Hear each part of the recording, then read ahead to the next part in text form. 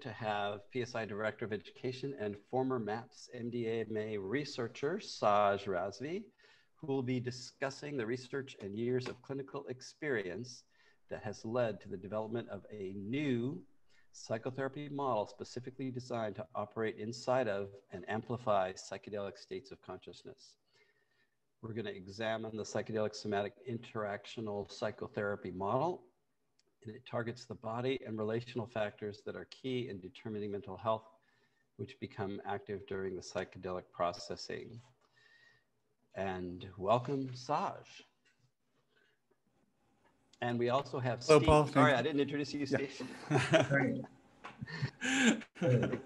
Go ahead, Steve, and say a few words. Well, I'll just do a quick intro before Saj dives in. So my name's Steve Elfrank. I'm the Director of Community Outreach for PSI.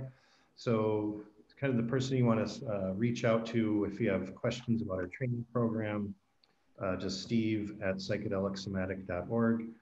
And yeah, here to help and here to answer any questions, and anything I can do to help people get into the program, I'm all 100% on board to help with. Great. Thank you, Steve and Paul. And good evening, everyone. I'm Saj Razvi, as Paul noted. And before we get started here, I will just say that if you are interested in the slide deck that we're going to be going through tonight, I'll be happy to send it to Paul and he can email it out to you. So all the slides are numbered. So if you want to take notes, just put slide 5 and whatever notes that you want. You don't have to copy everything down.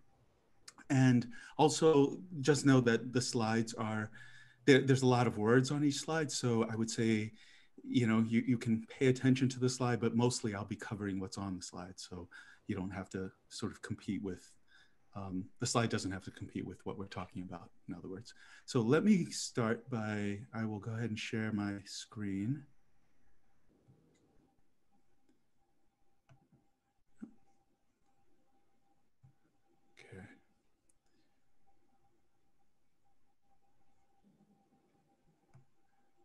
Oops. There we go. Okay. Can you, Paul and Steve, are you guys able to see this okay? Yep, we're good. Okay. All right. Perfect. Okay. Let's jump in. So I am Saj Razvi. I'm the Director of Education at PSI at Psychedelic Somatic Institute. As Paul mentioned, I was a clinical researcher in the MAPS phase 2 trial of MDMA-assisted psychotherapy that was started in 2014 and wrapped up in 2016. I've been running somatic trauma trainings since 2008. And just a quick background on that. So we found, being in the mental health world, we found that really a lot of what caused people to enter into psychotherapy really came down to them having highly stressful or overwhelming experiences, primarily in childhood. And we found that, people having more insight, more understanding of where their patterns came from did not necessarily change the reactivity that,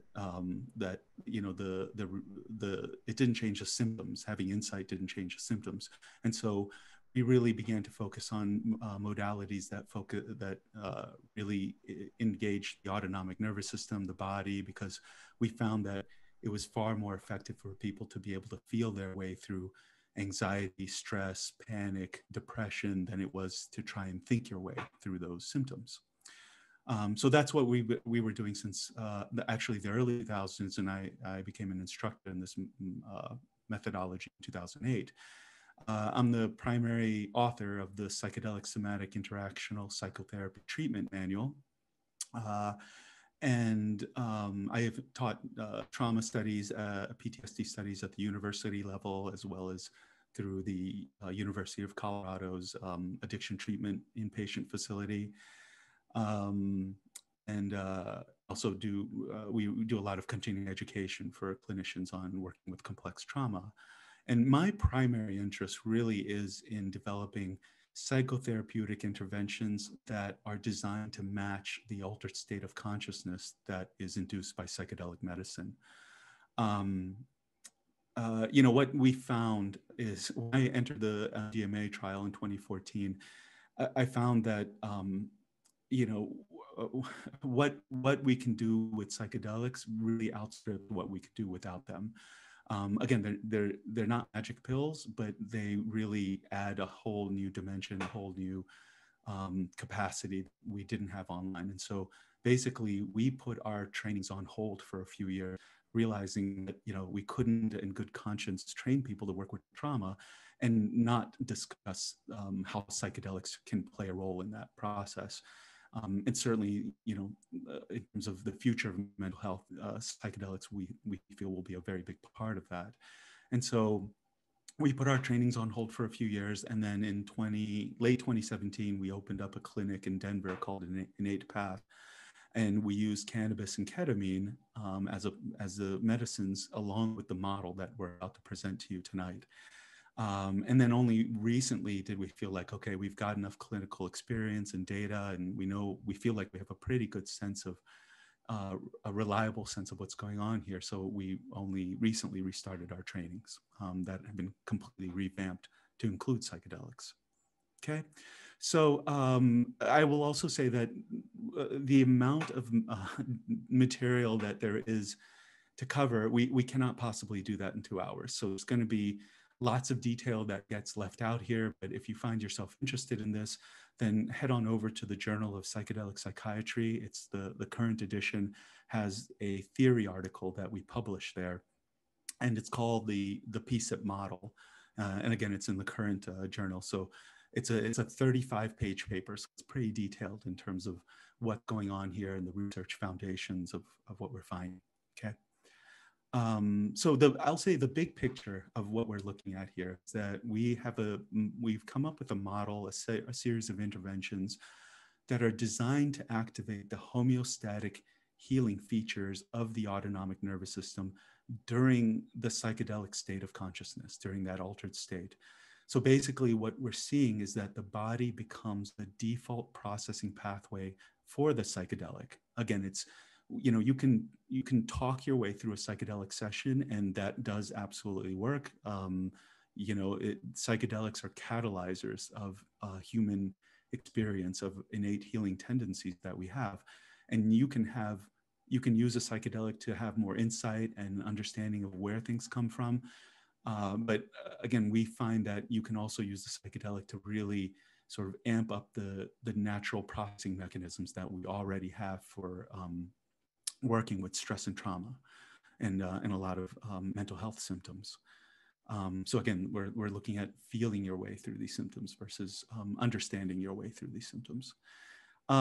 Something that I'll set just as a way to begin to think about this, right? So pretty much everybody on this call will have your own theoretical background, right? Your own, the modality. If you're a clinician, you have your own theoretical background, modalities that you've been trained in, that you're invested in. We all come to the table with explicit and implicit assumptions about healing and how it works. We all have our own personal experience with what works and what doesn't work for us. So, and we all have our preconceived notions about trauma. We have our preconceived notions about how psychedelic medicine works, and also a lot of preconceived ideas about cannabis, which we'll talk about tonight. And so the stance that I'm asking you to take during this presentation is that healing approaches are not mutually exclusive. Because one particular pathway is very useful, it doesn't mean other pathways aren't going to also be useful. So we're really not sort of, you know, excluding other models or anything like that. Like if you have a, you know, I know MAPS is fond of IFS, the myth authors are fond of internal family systems. So if you are trained in that, wonderful. I think you can bring that to the table as well. I think what I'd like you to, the way that I'd like you to approach this is just, you know, this is another piece that I think, an important piece of the puzzle that we're bringing to the table. Okay. So what we're going to be discussing tonight, the different topics here, is initially the difference between, say, sitter schools, psychedelic integration programs, and sort of the processing model that we've come up with. We'll talk about how the model works, so some of the theory and the research behind it. We'll show you session videos.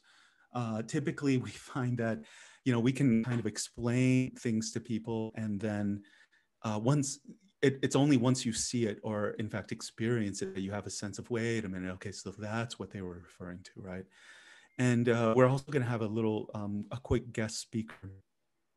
It's Jeff Sawyer. He's a psychiatrist, and he's implementing the PSIP model clinically, and has a firsthand experience of the training. So he's going to show up at around 8 p.m. to talk about that a little bit.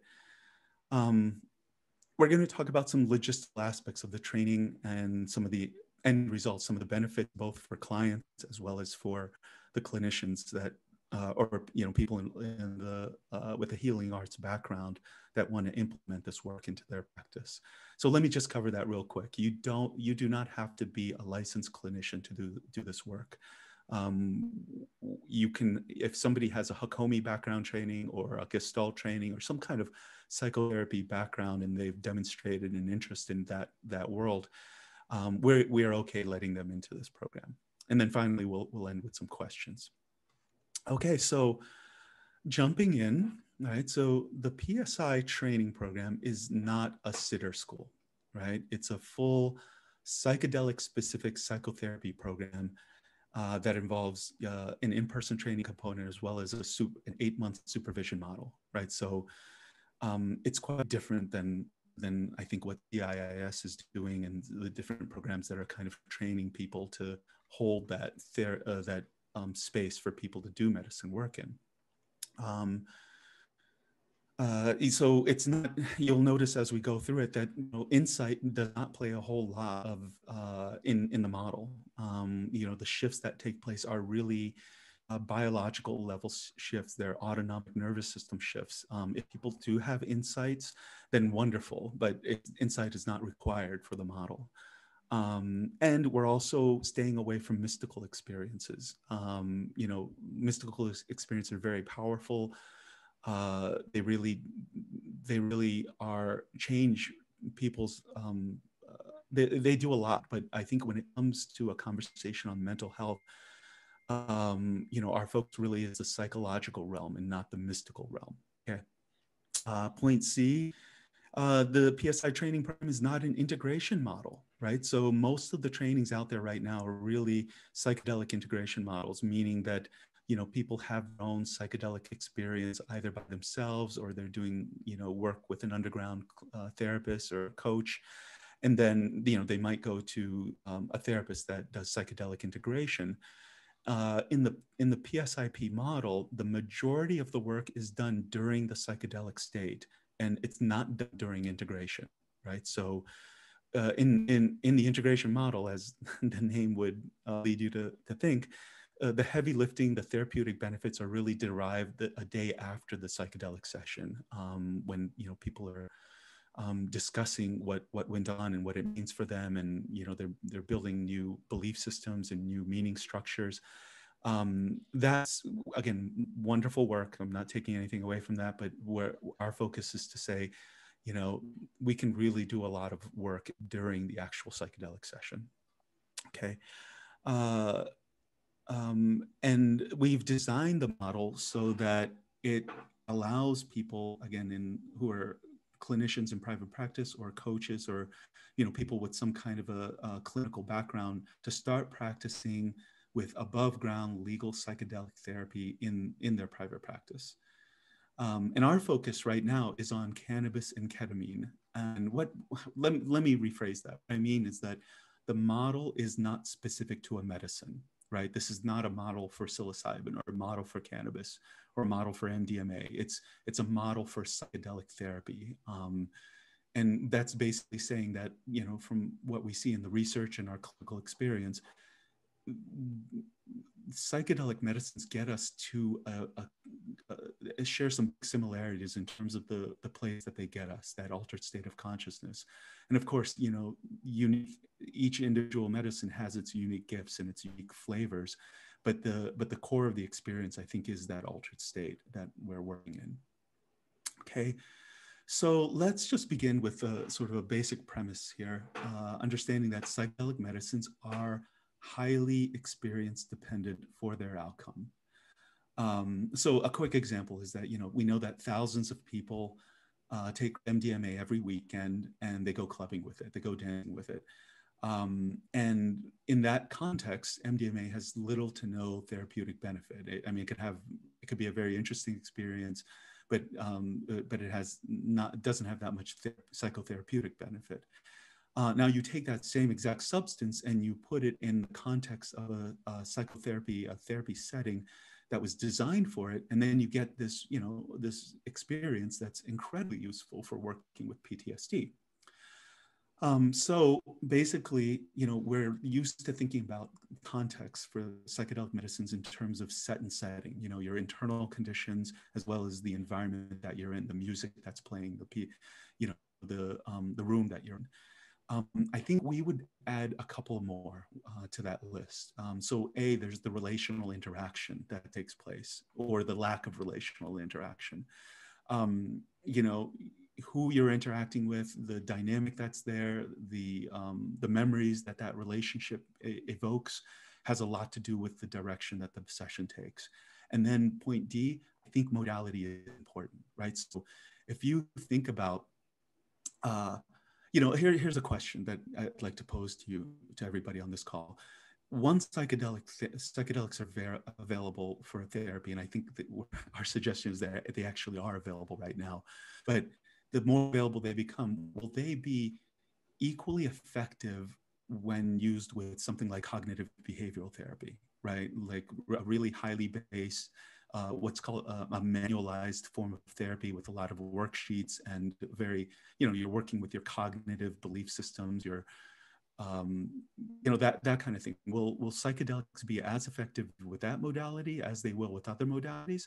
And I think the answer that we're coming to, I should say that I know the answer that we're coming to is that no, that modality really does determine the outcome of psychedelic work, right? So our focus really was at PSI is to develop a psychotherapy modality, a series of interventions that operate in that non-rational, the non-linear, the frequently non-verbal, and really the non-ordinary state of consciousness that psychedelics induce.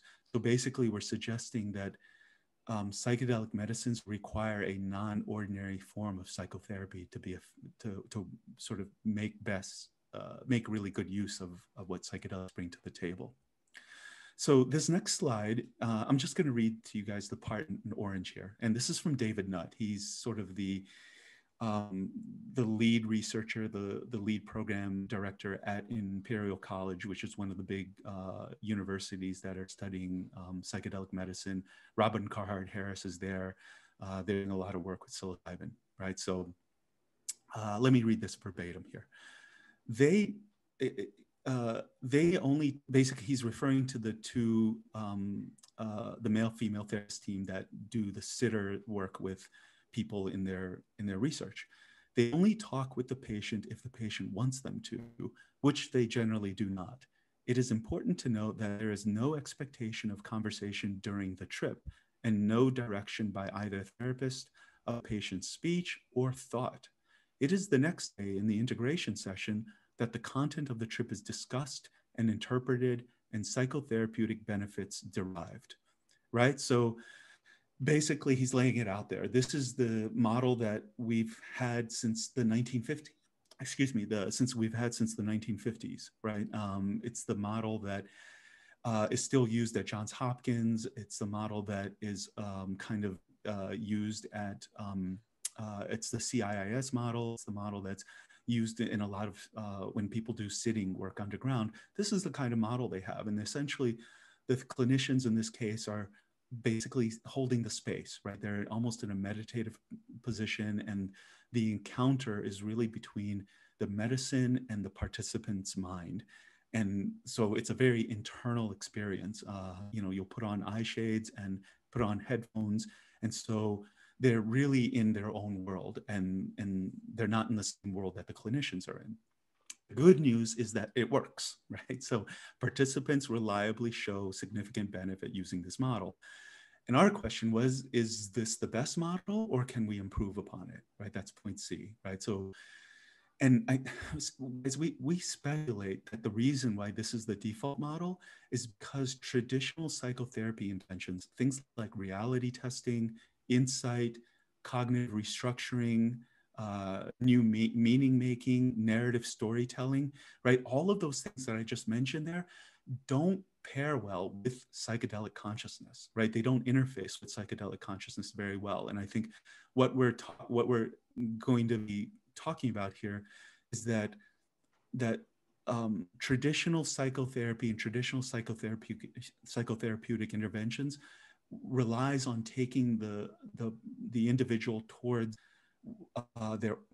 they rely on establishing stability by kind of strengthening ordinary states of consciousness versus the psychedelic, which is really taking the brain in a completely different direction. It's taking the brain in a very non-ordinary state. And so the therapeutic interventions we're suggesting don't fit very well, right? Okay, so let's move on here. So let's get into the meat of this, right? So this material is from Robin Carhart Harris, and he has a theory that he didn't come up with it, but he's doing a lot of neuroscience research, a lot of brain scans and imaging that support the idea of what's the theory behind the entropic brain model. So Carhart Harris posits that we have two modes of consciousness. The human mind has two modes of consciousness that we're capable of operating in. And the first is what's called primary consciousness, right? So this is a very early form of awareness. It's what's called, it's evolutionarily early, meaning that we share it with other animals. It's not distinctly human. It doesn't conceive of time. It doesn't have, it's not cognitive in the same way that your mind operates in. It doesn't have abstract thinking. It doesn't have goal orientation, right? So you don't sit there and set up, big future goals and plan, how to achieve things. That's not what that form of consciousness is about. It's non-rational, and for the most part, it's non-verbal, right? Because again, it's not a symbolic form of consciousness, so it doesn't do language. It is a form of awareness that arises out of your sensory experience, right? So the external sensations of being in the world and your internal sensations, like your anxiety responses, your fear responses, your body responses. It's based in emotion, it's based in imagery. It's a very concrete form of consciousness. It's very embodied, right? So, and the types of memory that happen here are what are called implicit or non-declarative forms of memory. So things like, if I won't go into this, we don't have time to go into this here, but things like event memory, episodic memory, procedural memory, right? So, the vast amount of who you are as a person, the vast amount of how your personality works and the programming that you have from childhood is non-verbal, it's non-declarative memory. And so that's the type of memory that this type of consciousness has access to. A way to think about it is think about your dog, right? Think about your toddler, or think about how your mind works when you're in a dream state, right? So basically I'm saying that there's somebody home when you look at your dog, right? Or your toddler. There's somebody there like conceiving of the world, having thoughts, but their mind is putting the world together in a very different way than your adult, rational, conscious mind puts the world together, okay? It is a less stable, less filtered, it's a more chaotic form of consciousness, okay? And the brain stem, the brain networks that are the foundation for primary consciousness are the more primitive parts of the brain. So we're talking about the brain stem, the limbic system, which is now the midbrain, and your central nervous system, your autonomic nervous system, right? So all of these interact together, and what arises out of that is primary consciousness. And also there is a self that comes out of this type of cognition, and it's what's called it's an implicit self, right? So again, it's unconscious, it's visceral. Peter Levine refers to as basically there are a number of different researchers, Alan Shore, Damasio, Peter Levine, whose work has all led them to this idea that inside of us, under our conscious awareness, really is a more primitive, primordial self, right? And that is the self that arises in psychedelic states. Now, let's go to the other side of the coin, right? This is secondary consciousness, and you are well aware of this because this is how your mind normally works. Most of you, unless you're in an altered experience right now, your mind is working in secondary consciousness. It's capable of self-reflection, abstraction, meaning-making, cognitive thinking. It perceives time, right? So primary consciousness is like almost like the meditative state where you move into this eternal sense of the present moment. Secondary consciousness conceives of a future and a past. It's verbal, it's rational, it's linear, right? So again, these all of what I just mentioned there, those are what traditional forms of psychotherapy are designed to work with, right? Goal orientation, verbal storytelling, narrative therapies, talk therapy. They're trying to ground people in their linear, rational mind. Now, what's very interesting here is how this works, right? So basically, very briefly, there are networks in the brain, just like I said that there's a series of networks that come together that create primary consciousness. There is a network that comes together to develop secondary consciousness, and it's what's known as the default mode network. You may have heard of this already. It's the highest order network that we have in the brain. And basically, it organizes or synchronizes the activity and the crosstalk of these brain regions to create secondary consciousness, right? So, and I think a useful analogy is that if you think about your brain as an orchestra, the default mode network is the conductor of the orchestra. And the secondary consciousness is the music that gets created from that orchestra, right? And this the default mode network, secondary consciousness, yields a self, right? It's the self that you think of as being you. It's the self that you identify with. It provides a stable sense of identity and a stable sense of consciousness, right? And guys, there's a purpose to this, right? There is default mode network and secondary consciousness is a survival mechanism, right? It's basically we understand and we predict, and then we can manipulate our environment based on it in terms of what it does. Right. So the whole point of secondary consciousness is to filter out all sorts of chaotic experience and aspects of the world that part of our brain says is not helpful to our survival. So it's more so than speed or the ability to flight or venom or armoring or anything like that.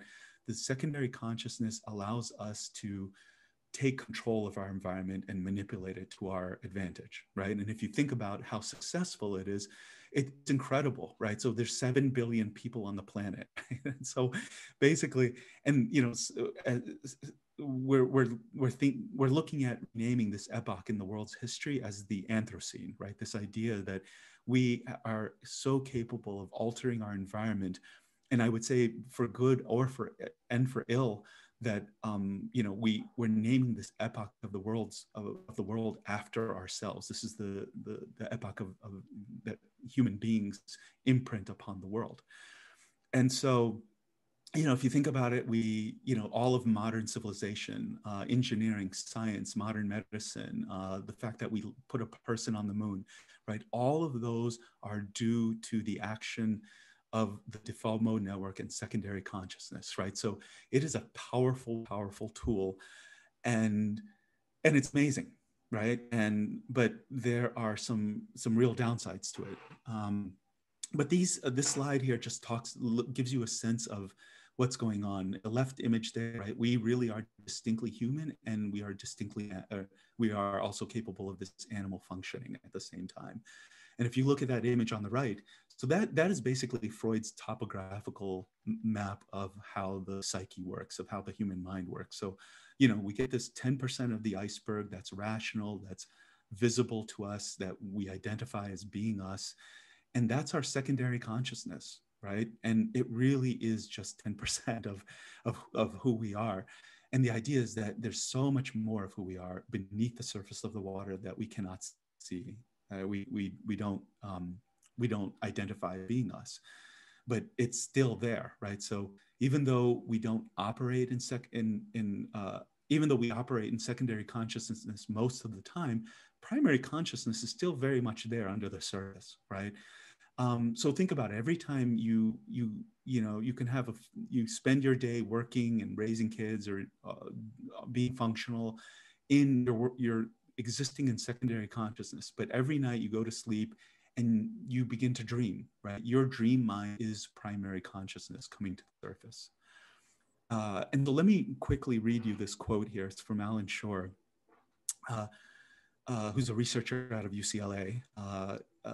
Despite the designation of the verbal left hemisphere as dominant due to its capacity to explicitly process language functions, it is the right hemisphere and its implicit homeostatic survival and communication functions that is truly dominant in human existence, right? So Shore is basically, again, here's another neuroscientist basically saying, we think that because we're verbal beings and we're conscious, we think that that's what is running the show, and it's really not, right? It's a much deeper process. So I know there's a lot of words on the slide, but just you don't have to read them, just pay attention to me on this one, right? So basically the default mode network has a really interesting way of operating, right? So it generates secondary consciousness by suppressing the more chaotic and the more unstable consciousness that's part of primary consciousness. It suppresses the cognition of primary consciousness, what Robin Carhart-Harris calls entropy suppression, right? And it also suppresses the brain networks that generate primary consciousness. So again, I won't read too many quotes here, but I think this one really is useful. This is, again, Carhart-Harris is saying this, right? It is argued that this entropy suppression furnishes normal waking consciousness with a constrained quality and an associated metacognitive functions, including reality testing and self-awareness. Moreover, this leads to the proposal that the brain of modern adult humans differs from that of its closest evolutionary and developmental antecedents because of an extended capacity for entropy suppression, right? So guys, this is amazing. This is, again, a neuroscientist looking at the brain under the conditions of normal functioning and psychedelic functioning. And he's basically saying, look, the thing that really sets us apart from the way that other animals think is this ability for our brain to suppress the chaos of primary consciousness, right? We control the primary consciousness. So point B down here, right? So basically what he's saying is that the default mode network is a reality filter removing information and removing experiences, including specific aspects of memory that are deemed noise and in order to produce a more stable, predictive sense of reality, right? So your default mode network is generating your sense of reality. It yields a more stable, more defined, less permeable identity, right? A more stable identity structure. It is point D here. So this is my own commentary on Carhart-Harris's work, but my sense is that the default mode network and what it's doing here is the defining characteristic of Western civilization. I would also suggest it is part of the central ailment of Western civilization, that we elevate the default mode network and the rational, conscious, ordinary mind above all else. Right? And I think what we're finding here, what we're finding in psychedelic therapy research, as well as what we've been finding clinically, is that we're throwing the baby out with the bathwater, right? So, do you want your airline pilot who's piloting the plane that you're on, or the surgeon that's working on you, do you want those people steeped in secondary consciousness? Absolutely, you do, right? But there are all sorts of things that secondary consciousness was never meant to generate. It was never meant to be good at, and yet we rely on it for those things, right? So the idea that what we're proposing is that secondary consciousness is a tool. It's a survival mechanism, and it should be approached that way. It shouldn't be approached for, our core sense of meaning, right? It shouldn't be approached for our core sense of identity and our value and our sense of connection to source. That we're constantly relying on it for everything, right? So I think that's a central ailment of the Western mind. And then the last piece, point E, to something that we know from clinical research, is that overexpression of the default mode network yields a rigid, depressive, ruminating personality, right? And we're talking about non-traumatic depression there. So let's go into this a little bit more in terms of the price that we pay for having such an awesome tool as the default mode network, right? So as the default mode network suppresses primary consciousness, it means that we lose access to that visceral, that embodied self, that implicit self that has a very alive connection to the world, right? So we lose that sense of awe, we lose a sense of mystery, we lose a sense of wonderment, right? So consider childhood, right? So we know, for example, that infants are born, there's no default mode network activity detected in the infant brain. Basically, it starts to come into play around age 9. So if you think about how children experience the world, as fresh, as alive, as full of awe, as, this big unknown, exciting thing that, don't know what's around the corner. We don't know, we can't predict the world. And so it's always this new kind of wonderful, playful thing for us. Sorry about that. We've got a dog here. That's what you're hearing in the background. Okay, so and so basically, one of the big, in terms of a big price to pay, we gain a removed analytical meta position over life, if that makes sense. So think about it this way: that, when if you play chess, basically, you're above the game. You're thinking about future moves. You have a very strong goal orientation, right? So you're very analytical with it.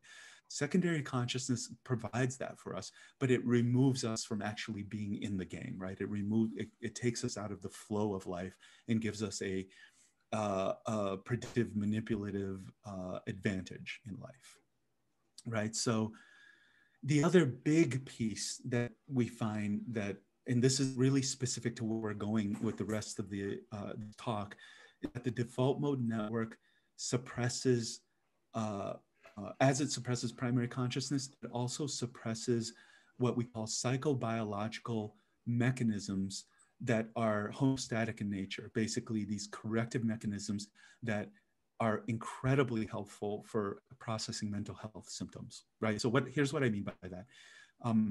When you overheat, your body sweats to cool you down, right? When you eat something when you eat something sugary, your body releases insulin to rebalance your blood chemistry, right? So literally there are hundreds and hundreds of homeostatic mechanisms that are operating within our body to keep us balanced, to keep us healthy, and keep us in well-being. And the idea, so most of us are familiar with that. Most of us can understand that, yeah, okay, we are homeostatic machines that are constantly rebalancing based on our environment and based on, what we input into our bodies. What's surprising for people, though, is that mental health is the same way, right? Mental health has its own homeostatic ways of processing stress, of processing anxiety, processing trauma states, of processing dissociation, of processing depression. And the reason why we're not good at it is because the default mode network and secondary consciousness pretty effectively suppress that homeostatic functioning of the default of the autonomic nervous system, right? So let me give you a quick definition here, right? We're talking about something, it's well known in the science world, something known as the defense cascade, right? So very briefly, the defense cascade it's a well-documented series of survival mechanisms that, if you read the writings of Darwin, he talks about the defense cascade, right? So basically, if you observe animals especially animals that experience threat, which is a very common thing in nature, right? Being, having life-threatening threats happens on a somewhat regular basis. And so the idea is that the mammalian, the animal nervous system, in particular, the mammalian nervous system, is able to go to different stages of threat response and different symptoms that come with that in response to that kind of threat, right? And so, and the idea is that just like your body can homeostatically return you to, can cool you down if you overheat, it's just like when your body goes into these stress states and trauma states based on threat, your body knows how to return you back to a state of neutrality, if it was functioning without the default mode network playing its part, right? So now the interesting thing, and how this plays in with psychedelics, is that psychedelic substances like psilocybin, LSD, DMT, the classic tryptamines, and to a lesser extent, MDMA and cannabis, all have an affinity for the serotonin 2A receptor, right? That's what they're bonding in terms of the inside of us. They're attracted to the serotonin 2A. Now, serotonin 2A is expressed in a few areas, right? It's expressed in the cortical areas of the brain, which is the more newly developed part of the mind.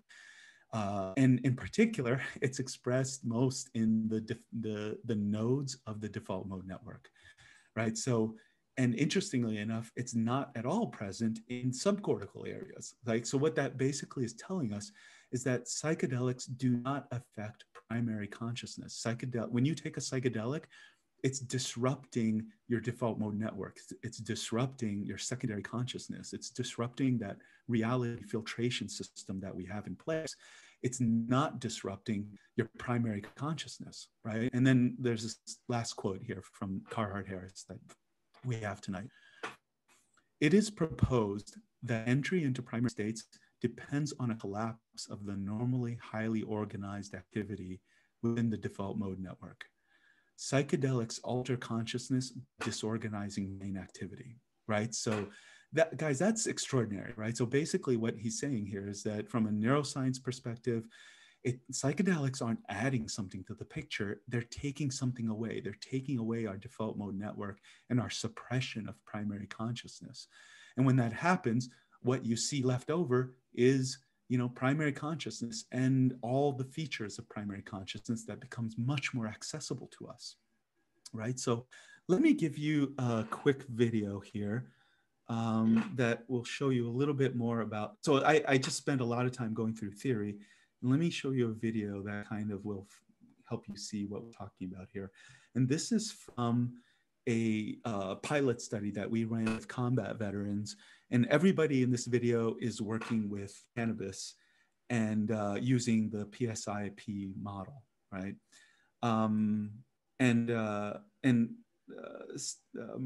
Steve and Paul, let me know if you guys have any problems with the sound on this, okay? Okay.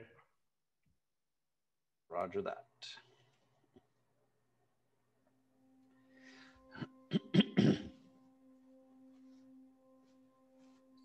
Sound is good.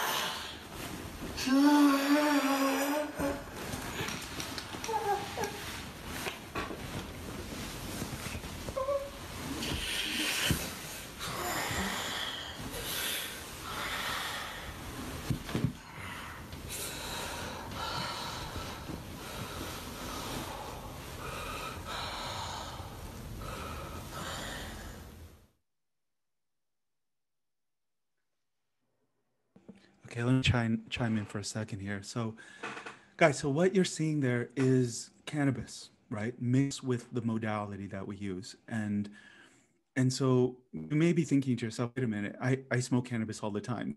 That never happens to me. and you know, the thing is, if that response happened to most people generally with cannabis, then you know, cannabis wouldn't be nearly as popular as it is. We find that when you take cannabis and mix it with this modality that's really focusing on autonomic nervous system processing of trauma, it changes in nature, right? More so than any other medicine that I've seen. Cannabis moves from becoming a recreational, fun thing, or a, you know, something that people use to dampen down their anxiety responses, and it becomes an incredibly it becomes an excavation tool, right? It becomes incredibly useful therapeutically. And again, it's hard to believe, and we're not showing you the therapeutic interventions that allow cannabis to turn into that, but so we're just showing you what the work can look like. Okay, but a couple of quick things to notice is, first of all, you know, notice how impossible it would be to express that visceral experience in language, right? There's no words that can communicate the level of charge that just came to the surface in what you just saw there, right? So, you know, the rage, the intensity, the muscle contraction, that is something that's beyond words. That's what PTSD looks like when it's coming out, right? And again, these are combat vets. And I should also say that these are combat vets that use an extraordinary amount of cannabis on a daily basis to manage their symptoms. You know, and they're very familiar with this medicine, but even with that, if you take it and put it in the different contexts of working with this therapy, that does very different things with it, we still get this response from people that even use it every day for other purposes. And the other thing to note here with this person as well, the other two people that you're going to see here, is how effective the body is at channeling or working with that kind of charge. Okay. All right, here we go.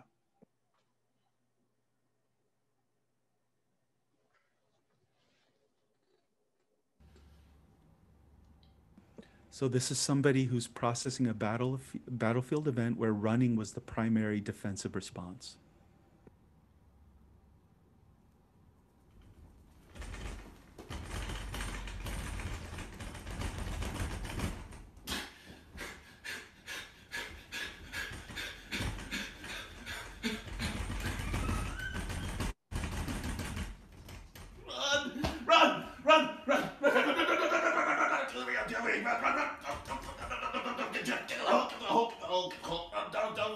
Run faster.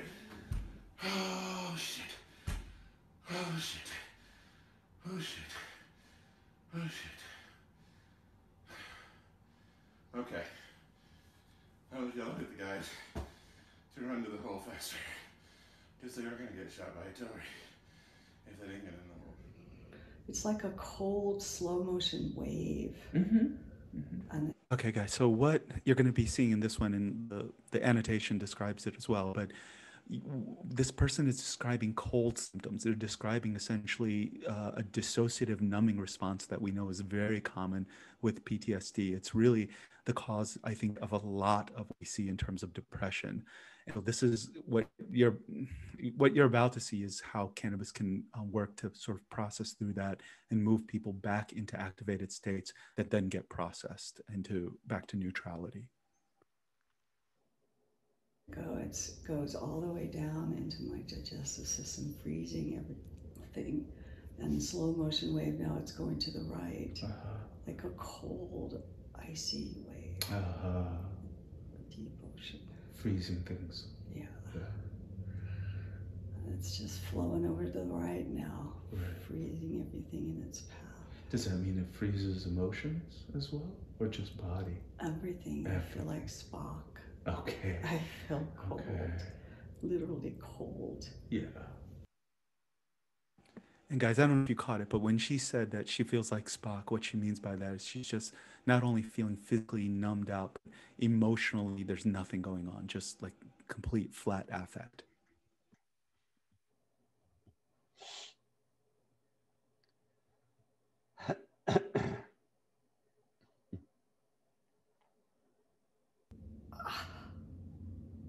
Oh, it's like Yeah, there you go. There you go. Watch the fist. Let it do its thing. Let it do its thing. Oh, my heart's beating really fast. Yeah, there it is. There it is. Stay with it. Stay with it. Scary? Yeah, yeah. Stay right there. If you need my hand, I'm right here. If you need contact, I'm right here. But stay with it. It's like it's fury that's protecting me. It's just I'm so mad. Yeah. Let it do it all by itself. Let it do it all by itself. It's like the fear is underneath the fury. It's really cold. Yes. Yes. Let it all surprise you. Yeah, confusing, fury, and fear all at the same time.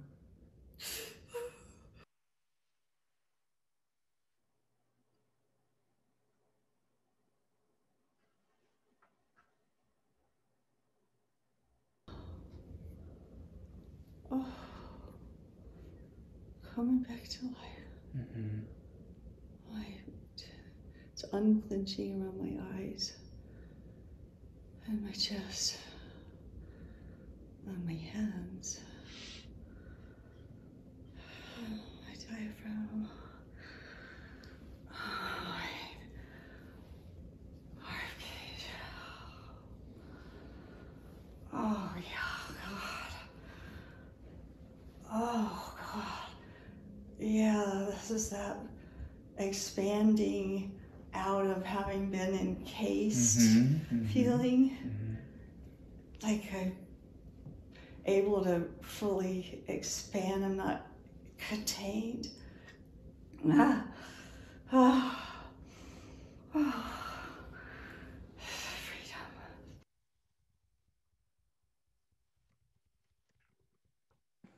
Okay.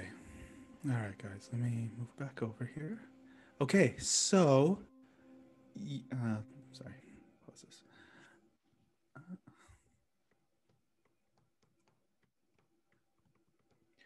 Okay, so you may be asking, what the hell was that? Which is a good question to ask. Let me see here. Let me make sure we're on the right side. Okay, yeah. All right, so a couple of things. So what you're seeing there is psychedelic therapy. And, you know, it's wonderful what MAPS is doing. It's wonderful that MDMA is going to show up here. But we're here to tell you that there are other pathways, legitimate, above ground, legal pathways for people to conduct psychedelic therapy now, right? So, and what by the way, what you saw there, that was with cannabis, but you know, we just completed a training in Minnesota where most of the people were working with ketamine, and it looks pretty similar, right? There's some differences, there's some nuanced differences in terms of that somatic response, but you know, we can have that work with ketamine, we can have that work with cannabis. You know, when we've seen what that work looks like with MDMA, I had 3 of my patients that ended up in the MDMA clinical study. I will say that MDMA is a wider spectrum experience than, say, cannabis, and ketamine is also a wider spectrum experience, psychedelic, than, say, cannabis, but cannabis is pretty perfect for just activating that nervous system reactivity that people have in the body, right? And let me see if there's anything else to add there. Steve, do you want to chime in on any piece there, or if I'm missing something, or go ahead. Scanning. Yeah, I think the biggest thing is just the power of cannabis, which I think, as everyone always thinks of cannabis as, you know, calming anxiety and this recreational drug, but just the power of cannabis with this model is so effective and so powerful. And again, just the accessibility with that model, the affordability, also the ability to do these 2-hour sessions. Yeah. So we can talk a little bit more about what the sessions look like at our clinic site. which is something really nice is that, you know, whether you're working with cannabis or ketamine, we're talking about sessions that last anywhere from an hour and a half to 2 hours. And with cannabis in particular, if somebody's working in one of these states and they're feeling like, okay, the medicine's growing a little thin at, you know, 50 minutes in or something like that, they can just take another hit off of a vape pen and, or, you know, a joint and go back in for more, so that you can really titrate it for what you need. Okay. So guys, let me talk to you about what we're seeing there, because, you know, sorry, I'll back up here a little bit. One of the things that I'll say specifically about cannabis is that it really is distrusted in the world of mental health. There's a lot of skepticism that clinicians have about it, because people can really use it to avoid their life, right? We know that people can just kind of check out with it, and in some ways it doesn't look that much different than alcohol in terms of, you know, if you want to use it for that purpose, it can be used for that purpose. However, and also typically that's why people, you know, again, it disrupts your ability to tell stories. It disrupts insight. It disrupts meaning making. It disrupts all of these features of secondary consciousness. All the features that therapy traditionally wants to get at, cannabis disrupts. But, you know, if what your goal is in therapy is to now, you know, head towards primary consciousness, cannabis is pretty excellent for that. And again, I'll say that I'm only discussing cannabis right now only because of how easily accessible it is to people, how inexpensive it is, how in many states and growing, you don't have to be inside of an FDA regulatory framework to do it. You don't have to have a safe in your place, and you don't have to have 2 clinicians working with it, right? This is something that you can use in your private practice. Or if you're more comfortable with a psychiatrist or a nurse practitioner prescribing ketamine, again, we can do the same work that. So the takeaway from this, guys, is that the magic is not in the medicine, right? The magic is in you. The magic is in your consciousness. The magic is in, you know, the part of your being that is the 90% of your being under the surface of the water that is psychedelic in nature, right? So that's what's being contacted here. And the modality that we're using is really just kind of targeting and amplifying the responses that are already there, right? So let's talk about that. Let's talk about sort of a map that we use. It's very common. We teach it all the time. We give it to our clients so that, you know, they have an understanding of what's going on here. So we're going to be talking about the autonomic nervous system and how it relates to mental health, right? So real quick, autonomic nervous system is one of the subcortical networks that make up primary consciousness, right? And it's also one of those networks that's that's down regulated by secondary consciousness, right? It's suppressed by secondary consciousness.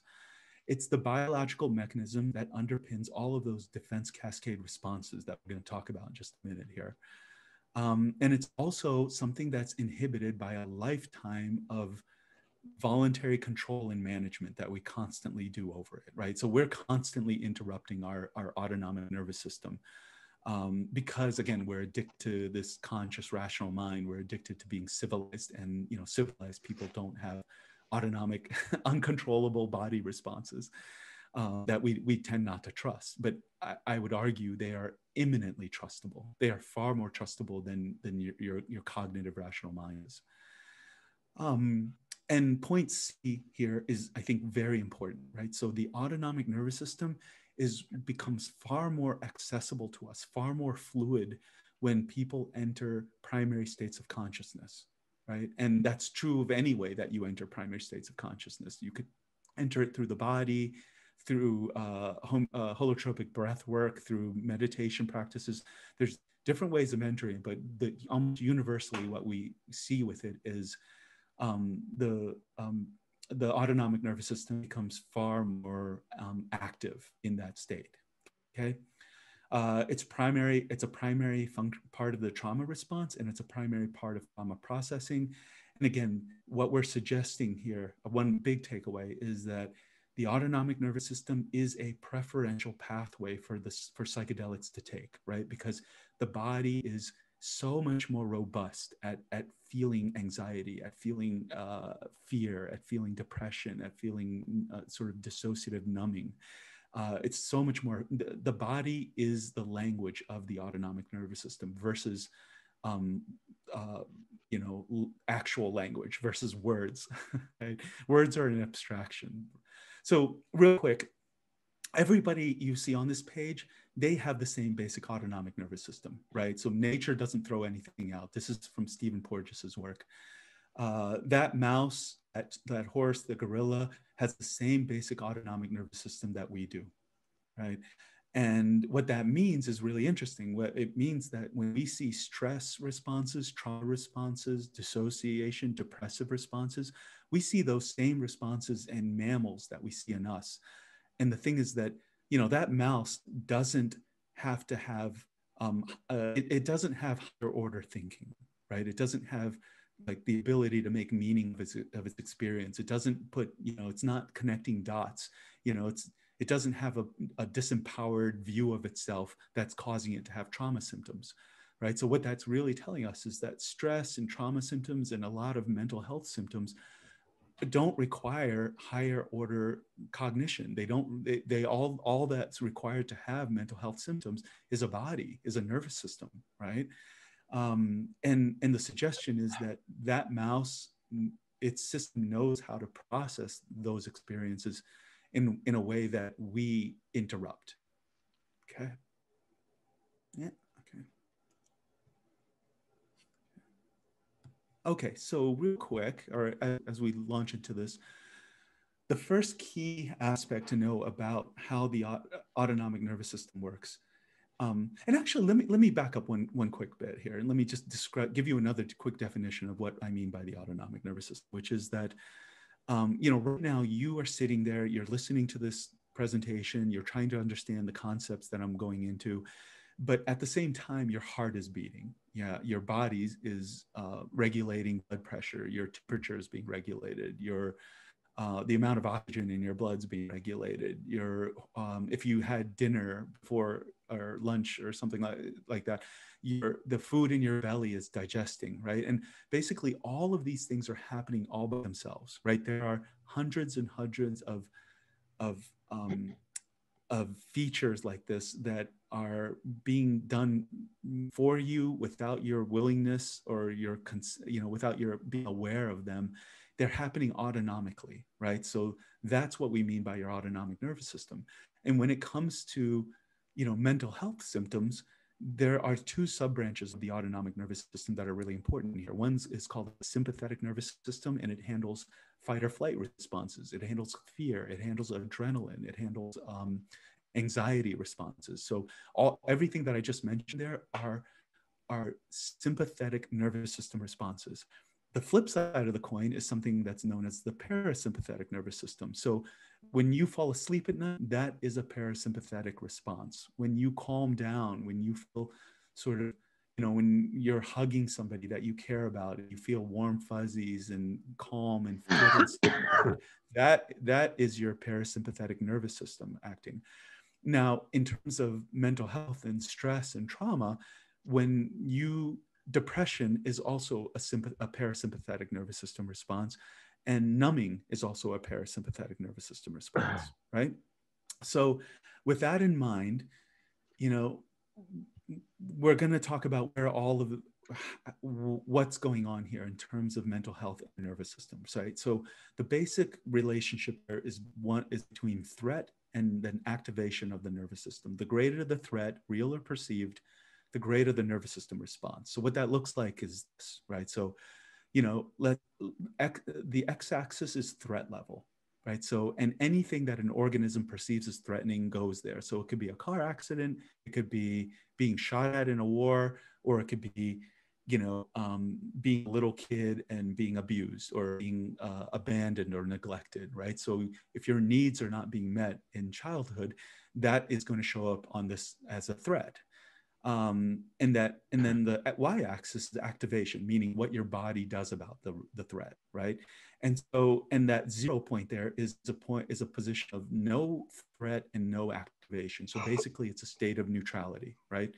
So let's imagine that you're driving in a car. This might be a little harder to imagine if you just, grew up in California, but let's say it's snowing outside and you're driving on the highway, or it's raining and, there's, you're driving and everything seems okay. You're listening to the radio, you're relaxed, you're at state zero. And all of a sudden you hit that patch of ice, right? Or you hit that puddle and you start high-planing a little bit where, your steering wheel isn't controlling where the car is going. And as soon as that happens, in a fraction of a second, your nervous system gets activated, right? Because the threat level just went up. You might lose control of the car. And when that happens, your breathing becomes shallow and tight. Your body releases adrenaline. You grip the steering wheel hard. Your consciousness becomes completely focused on the road. So basically, in a fraction of a second, your entire body just got amped up, and it's doing this intelligently. It's an adaptive reason, right? So it does it so you can quickly respond to the threat, right? So, and think about, here's another one, right? So imagine like you're walking down the street, you're talking on your cell phone and you trip, right? And in that fraction of a second of tripping, again, the threat level goes up, right? You're about to wipe out on the sidewalk.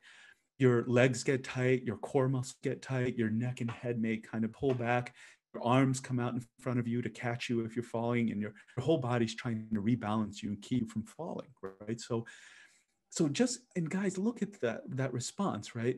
You did not choose any of that, right? You did not choose for your body to go into this very powerful, fast reaction to protect you. And yet it thoroughly and completely takes over, right? You did not orchestrate any of those actions. It just takes over. And we're talking about a pretty simple, mild level of threat here, right? Like tripping on a sidewalk. So just imagine the level of response that your autonomic nervous system, that your body has to, far more encompassing threats, like child abuse, like needs not being met in childhood, like abandonment, neglect, or, something that happened over years and years, right? So the reactions are far more complex and far more deeply ingrained. Right. So for the purpose of this map, right, the purpose of this exercise of looking at how this works, I want you to imagine your nervous system response like a marble on a track that's being acted upon by gravity, right? So think about it, think about a marble, right? And so the marble seeks the most stable, the most relaxed, the most efficient position possible, because nervous system activation is a state of tension, right? So when you're fearful, when you're gripping that steering wheel, you are in a state of tension, and that requires biological energy to maintain. And if there's no reason for you to be in that state of tension, then your nervous system, your body wants to return you back to a state of neutrality, right? So basically we're saying that, I'm looking at point C here, right? So once the threat is passed, your nervous system homeostatically returns to calm, neutral state. It looks like this, right? Let's say, you regain control of your car and you realize like, wow, if I have to move, I have to drive more slowly out here. And let's say you do, and you get home safe or sound. So basically the threat level goes to zero and your nervous system wants to go all the way back down to zero, right? And the only thing here is that the mammalian nervous system is a lot more complex than that, right? So it has what are called attractor states that are built into it. And what I mean by that is these attractor states hold the marble for long periods of time, right? And there's a really good reason why these states exist in the nervous system. So basically, if we look at this map again, right, let's say, I'm going to change the analogy. Let's say that we're zebra here, right? And we're on the African plains. It's a nice sunny day. We're eating grass and we're at state zero. And let's say that there's some rustling in the tall grass and we look over, and, if you're in a state of nature, rustling in the tall grass could be the wind or it could be a lion. And let's say, we look over, this time it's a lion and she's stalking us, right? And so at that point, our nervous systems move to a state of mild stress. So basically, so think of, if you guys have ever seen these National Geographic specials, right? It's the zebras can't run inside and be safe all of a sudden. There's no safety in nature, right? So And that lion can stalk the zebra herd for a long time until she finds the perfect zebra to go for, because it's a dangerous and very biologically expensive thing to engage in this kind of hunt for the lion. They could get kicked, it could get injured, and so it's looking for the perfect situation, right? So while the lion is stalking us, all of us go into the state of mild stress because there is a threat, right? So here are the symptoms of mild stress: increased energy, fear, anxiety, anger, hyper alertness, right? So guys, if you think about these responses, and if you are having any of these responses like insomnia or like tight muscles and headaches and things like that, you're going to say like, God, I gotta go see my doctor or my therapist to work this through. But if you consider where these responses come from, which is an actual like threatening situation, you want these responses because they're there to keep you alive, right? You want hypervigilance, you want anxiety, you want an increased startle response, you want an insomnia, right? You don't want to fall asleep if you're being stalked by a wild animal. And in the human context, let's say that you're walking down a dark alleyway at night in a city, and your autonomic nervous system will move to state 1 mild stress, even if nothing else is going on, just because there's the potential of threat, right? You're going to be on alert for any sounds or movement around you, right? So irritability, annoyance, excitement, right? So mild stress isn't always bad. People live in Manhattan. I would argue that anybody who lives in a city pretty much exists in a state of mild stress for most of the time. Restlessness, feeling fidgety, speedy thoughts, fast thinking, and feeling nervous. And so let's say that, so we're in that state 1 mild stress, right? And a quick a way to think about this is think about state 0 like Hawaii, right? It's calm. You go there for a vacation, you unwind, and three days after you're there, you find that your nervous system relaxes. And then and think about state 1 as Manhattan, right? So you have to be a little stressed, a little amped up to navigate the crowds and the subway system and the traffic and everything. But people pay money to live that kind of excitement. But let's say then, going back to the zebra and the lion, let's say that lion finds her perfect zebra and she takes off, right? And when she takes off, we take off. So basically at that point, all of our nervous systems move to what's called high stress, right? So this is the state 2 high stress is defined as maximum activation, maximum performance, and it doesn't last very long, right? So this is the symptoms of high stress, right? So this is the realm of panic attack, guys. So I'll have clients sitting on my couch, they're processing an event like a car accident or an assault or something like that, where their nervous system went to state 2. And as they're sitting on my couch and they're going into that processing mode, they will have a panic attack sitting on my couch, right? They'll go into hyperventilation, their heart will be racing, they'll go into sweating, shaking, trembling, lots of muscle contractions here, right? Rage, terror, maximum performance, very fast thinking. And again, it doesn't last very long, right? So this is when the lion takes off and she either gets her zebra in 30 seconds or she doesn't get her zebra, but it's a sprint, it's not a marathon, right? So it's such a high level of expenditure of energy that it doesn't, you don't live in a panic attack, right? You live in stress, but you'll go to panic attacks for like 30 seconds. Right? Is this making sense? And again, think about, again, if you're under the level of threat that creates state 2, you absolutely want the explosive energy, the adrenaline that goes into a panic attack. You want that at your back to help you fight and punch and kick and escape from the threat, right? And it's only when you're not in danger, when your system is trying to process a panic attack, do you think that there's something wrong, right? So now going on with map, let's say that lion is chasing the zebra and the zebra is going left and right and it's trying to escape. And let's say it's not working, right? The zebra is gaining on, the lion's is gaining on the zebra. And at some point, the zebra's nervous system hits a point of overwhelm. I don't mean that in any kind of cognitive way, right? But there's a visceral understanding that the zebra system has, that everything that it's doing to try and escape is not working. And so it hits this point of overwhelm, and then the body, the mammalian nervous system, goes into what we call state 3 moderate trauma, which is a numbing response. It's basically what's happening here, guys, is that the body of the animal that's under this level of threat is releasing these internal opioid chemicals. You know, it's basically, we have our own, our brain is a pharmacy, and it's making different hormones and neurotransmitters and chemicals to deal with the circumstances of our life. We're able to make opioids, and that's what's getting released here. And so we get this big shutdown, right? So here's the symptoms of state 3. The big, and guys, what I don't start with this one, but the biggest symptom of state 3 is depression, right? So depression is, it's huge in people's lives, in mental health. And it's when people cross over that overwhelm point, depression is what shows up. So, right, so we get a moderate opioid release. And again, we're not talking about people taking opioids. We're not talking about heroin or anything like that. We're talking about the internal opioids that are being released here. People experience lethargy, sleepiness, heaviness, collapsed posture.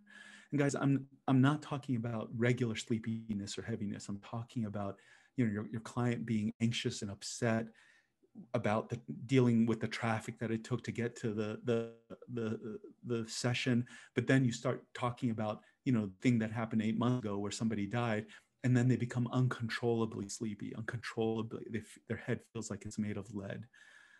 They all of a sudden have collapsed posture, right? So states 1 and 2 has tight posture, tight muscle tone and contraction. State 3, you're just flopped over, right? Fogginess, dissociation, feelings of weight. People will feel cold here, right? We call this cold symptoms. Nausea is a very common symptom of state 3. People will be confused here and have slow thinking, right? So remember, states 1 and 2, people have sharp and fast thinking. In state 3, they'll have slow thinking, confusion. And then these last two, suicidality and hopelessness, I'll speak to hopelessness first, right? So almost always when people are processing moderate trauma, they will have some kind of hopelessness that emerges, right? Because if it wasn't hopeless, they probably wouldn't have hit that state of overwhelm, that overwhelm point. They probably would have been in states 1 or 2 fighting for their life, fighting to escape. But hopelessness is a very common feature of state 3. And it's going to be hard to believe when I say this, but you know, when people process state 3 symptoms, the hopelessness leaves, right? The hopelessness gets processed and people just enter a different sense of reality. And then suicidality, right? That's somewhat common. I'll put it this way. It's the first and last time it shows up on this nervous system threat response map. Because in states 1 and 2, you're fighting for your life. You're fighting to escape. You're willing to punch and kick and kill to survive. In state 3, all of that active defenses that you had failed. And so your body is enacting passive defenses. And so, you know, you're looking for a way out still, right? You're feeling horrible, but looking for a way out. And then the very last piece about state 3 is it's what's called bimodal, right? Or dual activated, meaning that all the symptoms of states 1 and 2, the stress symptoms, the anxiety symptoms, they're still there, but they're being covered up by the much more powerful opioid numbing depressive symptoms that happen in state 3. But so a very common feature of state 3 is people will feel heavy, depressed, hopeless, collapsed while they're feeling anxious, right? So those come together. And very frequently when clinicians, when therapists, when psychiatrists see you know, that combination of hot and cold symptoms of anxiety with depression, they'll diagnose somebody with a bipolar diagnosis. And very frequently that diagnosis, I would say, is inaccurate. People will have state 3 trauma that's creating that hot and cold, hypo arousal, as opposed to bipolar disorder, right? And then let me quickly read this from, if you guys have heard of Bessel van der Kolk, he's a well-known traumatologist, researcher, wrote a The Body Keeps the Score recently, or a few years ago. But let me read the second part of this to you real quick, right? So 2 decades after the original trauma, opioid-mediated analgesia, basically opioid-mediated numbing, developed in subjects with PTSD in response to a stimulus resembling the traumatic stressor, which we correlated with the secretion of endogenous opioids equivalent to 8 milligrams of morphine, right? And so what he's saying here, guys, is he wrote this paper in 1994, and basically 20 years after the Vietnam War, they had these vets come in and they would give them some echo of the war, like a image, a smell, a sound.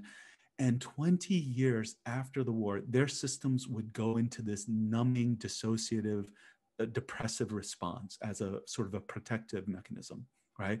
And so what van der Kolk is saying here is that they had to inject people with 8 milligrams of morphine to get them to have the same level of numbing dissociative response that these veterans had 20 years after the war, right? So if I don't know if you guys know, but like 8 milligrams of morphine is a lot, right? So they use 2 to 4 milligrams of morphine in hospital situations to deal with severe breakthrough pain. So basically, this is a significant amount of dissociation, some numbing that the body creates in response to this kind of stress and trauma.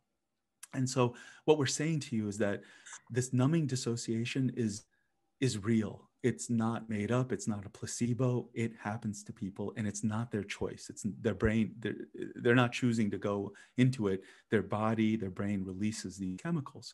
So a quick question that I have for you is, what happens when a psychedelic response meets an opioid response, right? And so we see this all the time, in clinically speaking. So, think about it. Like, somebody's taking a psychedelic.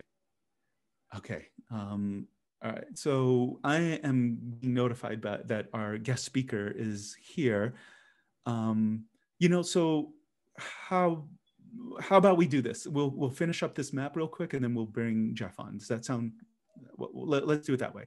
So real quick, guys, I'll just say that when it comes, people take a psychedelic to deal with the horrible things that have happened to them, their traumatic memory, and then at the very same time, their brain, their body, their nervous system is releasing powerful opioids to numb them out and protect them from the traumatic memory that they have.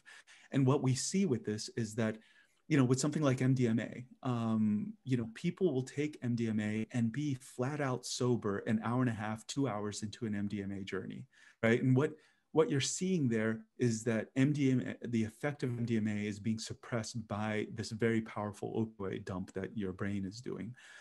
We were in Amsterdam for a few months and working with people there, and we saw the same thing. We found like 20 to 30% of people were complete non-responders to psilocybin. And our best speculation about this is because they have a lot of state 3 dissociation in their system. And psilocybin is not a good medicine for cracking dissociation. In fact, the best medicine we've seen for that is cannabis, right? So I think MDMA is effective for that. Ketamine is also effective for that, but I would say even faster than those is the response that we see with cannabis. And then finally, let me get to this last section of the map before we bring Jeff on. So we were at state 3, right? So basic dual activation, depression, hopeless, that kind of thing. But let's say that, the lion has tackled the zebra and then now is biting into the zebra, right? Or the lion picks up the zebra and takes her to her den, and there's 6 other lions waiting for her. So there's no way that the zebra is going to make it out of this situation alive, in which case the zebra's nervous system goes to the last and final stage on this nervous system map, which is state 4, which we define as severe trauma. And here are the symptoms of it, right? So this is a much more profound, much larger opioid dump. So you get blank affect, you get numbness, you get feeling disconnected, spaciness, feelings of unreality, right? People will feel like their bodies are made of metal or plastic or just unreal in some ways. People will have out-of-body experiences here. So, you know, you'll have somebody like they're floating out of their body, or they'll describe an event that happened to them, but they'll describe it from a third-person perspective. Like, you know, they'll see themselves and what's happening over on the couch over there, but they're removed from it. People will feel like floating in a black hole, right? They're floating in space. They'll feel like their head feels like a balloon tied to their body by a string, right? So again, so imagine you're talking to somebody that just had a big opioid dump in their system. So they can talk to you. Their cognitive mind is working okay here, but their body's pretty numb and their emotions are numb, right? So the woman that you saw in that video, she was dealing with state 4, right? So a lot of numbness, and the cannabis really helps crack this and bring people back into state 3, right? So, and guys, real quick, oh, go ahead, Steve. Oh, that's me. Just a quick question in the Q&A, double checking on the cannabis being good for dissociation. Particularly, she had misheard perhaps that you maybe said that it was opposite. No, it's particularly useful for dissociation. It's one of the most effective things we've seen for dissociation. And it's to such a degree that when people are, you know, when we restart our program in Amsterdam, or I don't know, maybe Oregon now, that we give everybody 3 cannabis 3 sessions with PSIP and cannabis before they go in and work with psilocybin, simply because even if they don't have severe dissociation in their system, it helps the psilocybin take hold and move into a psychotherapeutic process much more effectively than without it, right? And guys, real quick, the difference between state 4 and state 3 here, right? So state 4 is meaning that the threat is so significant that people have left the realm of feeling, right? They've left the realm of emotions, and they're not feeling their body. They're just kind of this abstracted cognitive thought process. In state 3, even though state 3 is really bad and heavy and depressed and suicidal and feels awful, it's a significant stage better than state 4, because you're in the realm of being human. You're in the realm of feeling, right? Versus state 4, you're just outside of that realm altogether, right? Okay, so with that, we finished the map. And let's bring Jeff on. And Steve, do you want to handle that piece? I can stop sharing here. Jeff's on board here. Or if Paul is handling it. Yeah, either one of us. Yeah, if you want to, Saj, just tee up Jeff and from the training that we just had the training in Minneapolis. Great. Okay, I'll do it. Hey, welcome, Jeff. Thank you for being here. Thank you. So everyone, this is Jeff Sawyer. He's a psychiatrist, MD in Minneapolis, and he just attended our PSIP training there. And he agreed to come on and talk about his experience in the training and personal experience, as well as, you know, anything else that you want to share, Jeff, about incorporating this work into your remedy clinic out there. Yeah, no, absolutely. So thanks, Saj. Seems like a long time, but it was just yesterday. I'm still next door to you. I'm still on the way home. I'm in Lincoln, Nebraska right now. So. There you go. Yeah, good. So yeah, the training was awesome, and I already kind of knew that because I had the good fortune to spend some time in the clinical wing of Saj's organization out in Colorado last winter, and did some work in using ketamine-assisted psychotherapy, and found it to be an incredibly powerful experience, and really committed at that point to A, figure out a way to continue the work for myself, and B, to bring it to Minnesota, because no one's doing any sort of psychedelic assisted therapy here. So we kind of embarked on a journey, and everything kind of fell together in the right way. And lo and behold, almost a year later, here's Saj in Minneapolis providing a training for 8 clinicians, including myself, which was a miracle in the midst of a pandemic, but went off almost flawlessly. One hiccup that delayed things a little bit, but that was amazing. But you know, it was really, it was interesting sort of having these kind of meetings with the people in Minnesota.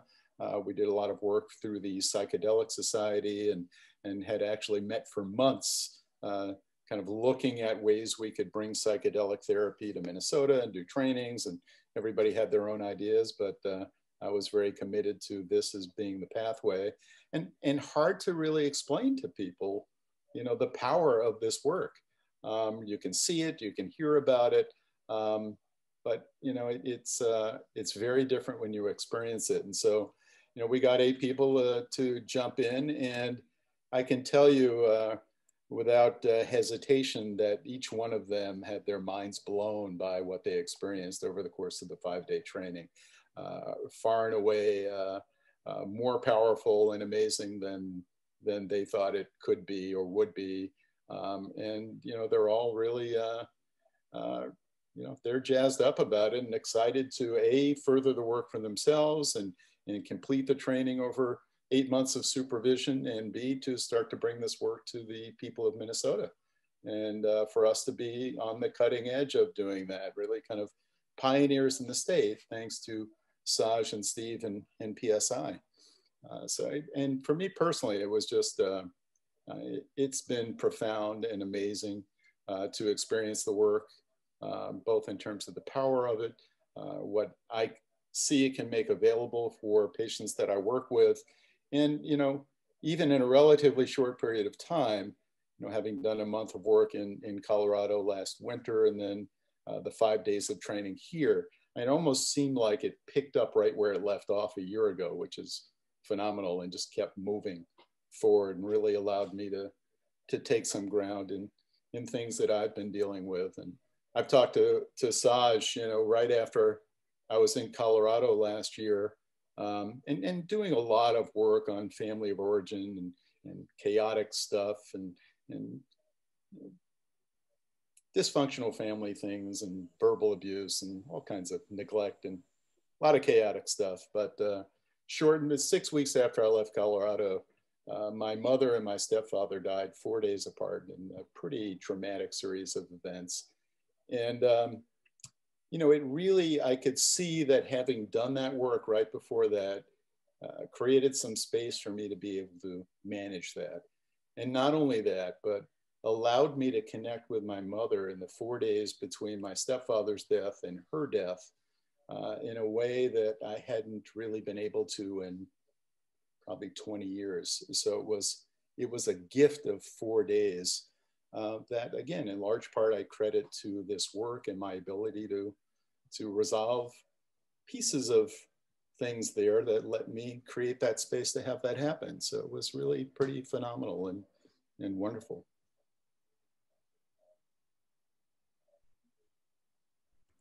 That's great.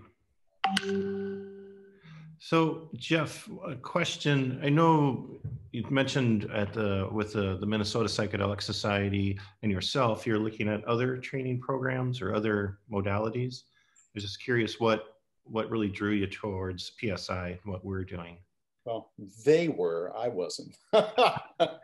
You know, I stumbled upon Saj and his work again about a year ago, where I stumbled upon a couple of podcasts that Saj had done last year that just really resonated for me in terms of the arc of my whole career and what I've been moving towards, which has been, you know, I've done a lot of work in integrative medicine and mind-body medicine and yoga and mindfulness meditation and professionally kind of bringing these things to my work and really working on a bottom-up approach to dealing with trauma and depression and other issues. And, you know, a lot of those things have been very useful and helpful. And yet, you know, I've always recognized, both personally for me, as well as for the patients I work with, they only got so far.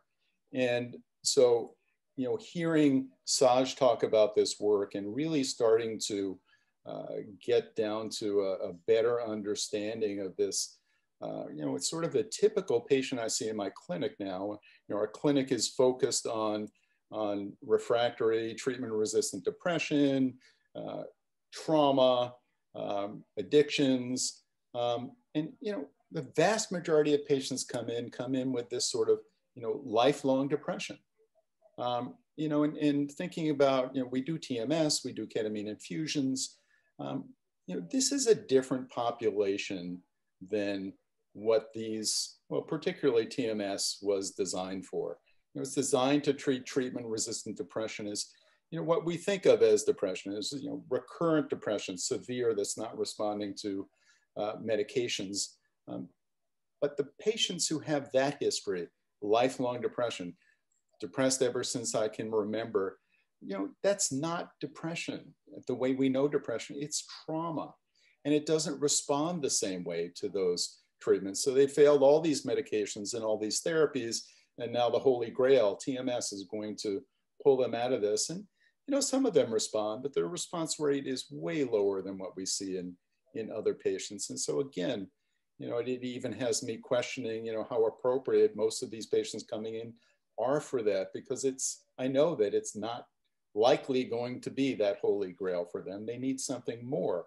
And so when you think about it more as a trauma-based issue, this really resonated for me as a way to get at those treatment-resistant depression and trauma issues that nothing else so far has been able to crack through. And this idea that, again, this low-grade depression, trauma-based is really low-grade dissociation, and it just hadn't sort of resonated for me before I started hearing Saj speak about it and reading through his work and doing some more research, and so, wow, that just sort of struck me right between the eyes. And so getting that for myself and then doing the work, it was like, it was a slam dunk. This was the way to go for me. And most of the other trainings that folks here were looking at were, it's hard to even call them trainings, certifications. People wanted some, certification to feel comfortable doing something with psychedelics. I wasn't interested in that. This is, a therapeutic modality. This is the whole thing. It's a high fidelity, somatically oriented psychotherapy that uses psychedelics. Nothing else that I had seen was anything like that. They were certifications. To me, that's not useful. I don't need a little certificate to say that I'm okay to work with psychedelics. I could do that, but I want to do it in a way that's effective and works. And to be able to pair that with, again, high fidelity somatic work, just again that was it for me. Mm-hmm. And any words of encouragement if someone's out there in the webinar land on the fence on whether to attend the training or not? Well, let me put it this way. Being on the fence is an uncomfortable place to be, straddling that fence. So, you need to fall off one way or the other, right? This is a huge opportunity. And this is what I talk to the folks here about is, here we have this huge opportunity to train in this model and to really be on the cutting edge of what's available to people in Minnesota in a way that works and is effective and is, a fully formed psychotherapeutic model. And it's you gotta grab at the brass ring when it's there. It wasn't like you were going to be here 2 months from now or 3 months from now or again in 6 months. It's here it is. Here's this opportunity, and to really be on the cutting edge in Minnesota and be able to be pioneers in this work. I mean, hey, we are the first group that trained in this model through PSI. I know you've trained clinicians and things as you've developed this model, but we're it. I mean, that's just, it's mind-blowing. It's awesome and it's exciting. And people saw that opportunity and jumped in. Awesome. Thank you, Jeff. Yeah. And let's see if there's any questions that came in for you. We have a couple of good questions, not necessarily for Jeff, but. Okay. So anything else, Saj, from you with Jeff, or should we let Jeff go since it's late in Minnesota and you probably want to get to bed? Well, I just one question, because Jeff, you mentioned, I mean, you're a different breed of psychiatrist, right? Meaning that I think there are many psychiatrists that would just say, okay, here's ketamine, and let's use it for its antidepressant effect. And one of the things that you were talking about in the training is that, you could have had that. You could have done the, the cash cow ketamine option. And there's something in you that didn't want to do that. I was wondering, could you speak to that? Yeah, absolutely. And, I mean, it's, by and large here, and I think a lot of places in the country, ketamine clinics or ketamine infusion clinics, they're often actually not even run by mental health people. They're run by anesthesia people. My partner, who's actually a nurse anesthetist, opened this ketamine infusion clinic first, and then kind of approached me and said, I don't want to be one of those people who's just doing this, sort of, pop up little ketamine thing with no mental health guidance. And so, I thought about it and decided that would be interesting to do. I've had an interest in ketamine for a long time, and actually did work with a ketamine clinic in an organization that I was working in where we opened it, and we're doing that through insurance. So had an interest in that, but it was like, I don't just want it to be that. If we're going to do ketamine, I want to really do ketamine in a way that, is really using all of its capabilities. And that's when I really started to dive into the research and read and listen to podcasts. And that's how I stumbled upon Saj, of like, wow, I was just like blown away at some of the things that were happening in the rest of the country. And I was just committed to not have it be just, ketamine infusions, that's it. Because that's never been how I practice. I've had a much more integrative and holistic view, both in terms of psychiatry. I also actually originally trained in primary care and then retrained in psychiatry. So I've always tended to have a broader view of what I do than probably most psychiatrists. And I can actually now at my age say I'm a dinosaur. When I said it 20 years ago, it didn't make much sense, but now it kind of fits, no hair, it's gray. But that's always been my view. And so this made perfect sense that I wasn't just going to do ketamine the way everyone does ketamine. And I've never been in this business for the money. Obviously everyone wants to make money and make a decent living, but that's never been the sole purpose for me, probably because of all the stuff that happened growing up, and I got to be that savior person, right? So there's a good side to that. And that won't go away. But I've been driven to really do things the right way. Awesome. I will add, Jeff was very motivated to get the training to Minnesota, such that not only was he sort of helping organize it on the ground, but he also became a prescriber for everybody in the clinic or everybody in the training when they were going to be working with ketamine, and for their patients that are going to be working with ketamine, Jeff has agreed to be the prescriber. So there's a lot of, Jeff wanted this there for really great reasons, right? It's much more than his practice. It's just a whole community of people being able to provide psychedelic work in their community in Minneapolis that have access to it now. Look, this is a mission-driven thing, and I'm sure it's no different than for you and Steve. There's a passion behind this. And that's what it's about. It's like, there are going to be barriers, there are going to be hurdles and obstacles to get over with this new kind of therapy, and breaking into new territories, and dealing with the stigma and the fears of people in the community, and organizations and licensing boards and all that. There are things to confront and deal with, and you need to be committed to overcoming all of that and bring it forward. Absolutely. Yeah. Jeff, thank you. Thank you so much for agreeing to be here and talk about your experience with this. My pleasure. Super helpful.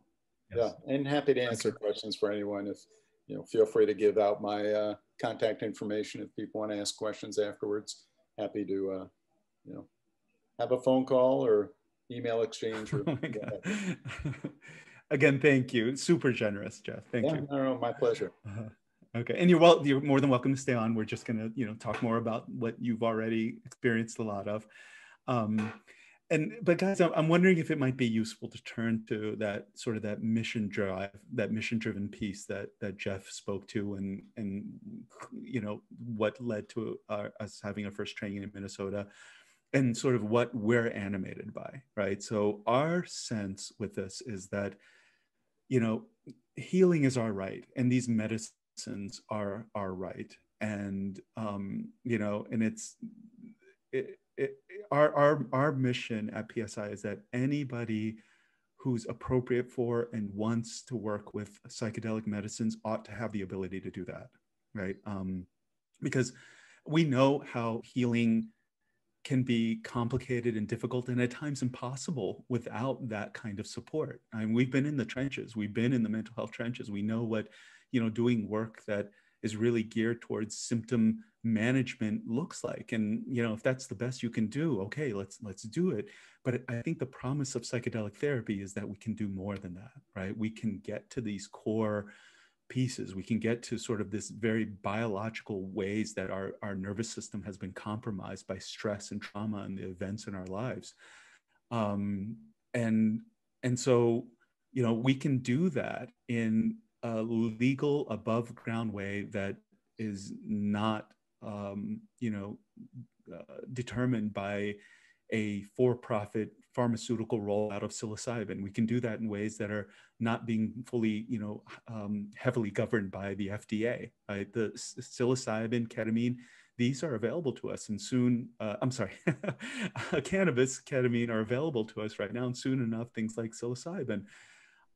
So we are incredibly mission driven about this, where our goal is to have these little communities of practitioners all around the country that are well trained, that are ethical, that are part of a community. It's an ongoing above ground dialogue. You can talk about this and advertise this on your website. Our goal is to have psychedelic therapy be far more available far sooner than we ever thought possible. That's the other thing I would say, Saj, is, in terms of, what's coming down the pipe in FDA approvals of MDMA, potentially psilocybin down the road, the people who are probably going to get first access to that as clinicians are people who are well trained and set up to do this. And so this is, a huge jumping off point to get well grounded in this work with ketamine, with cannabis, and to be able to take that next step as these things become available to use, clinically and in the community. And so that was another piece that was really kind of intriguing to say, let's do the groundwork now rather than wait until these things get approved and find out only this little select group of clinicians is going to be able to use it, because you have to, be well grounded and trained in this work. And so I think this is a great solid foundation to do that. Yeah, absolutely. We have a couple questions and answers if you want to do any of that now. Or... Yeah, no, let's go ahead and jump into that. Okay, first question was, how is ketamine, a dissociative anesthetic, good for helping someone with dissociation? Wouldn't it be expected to worsen it? So.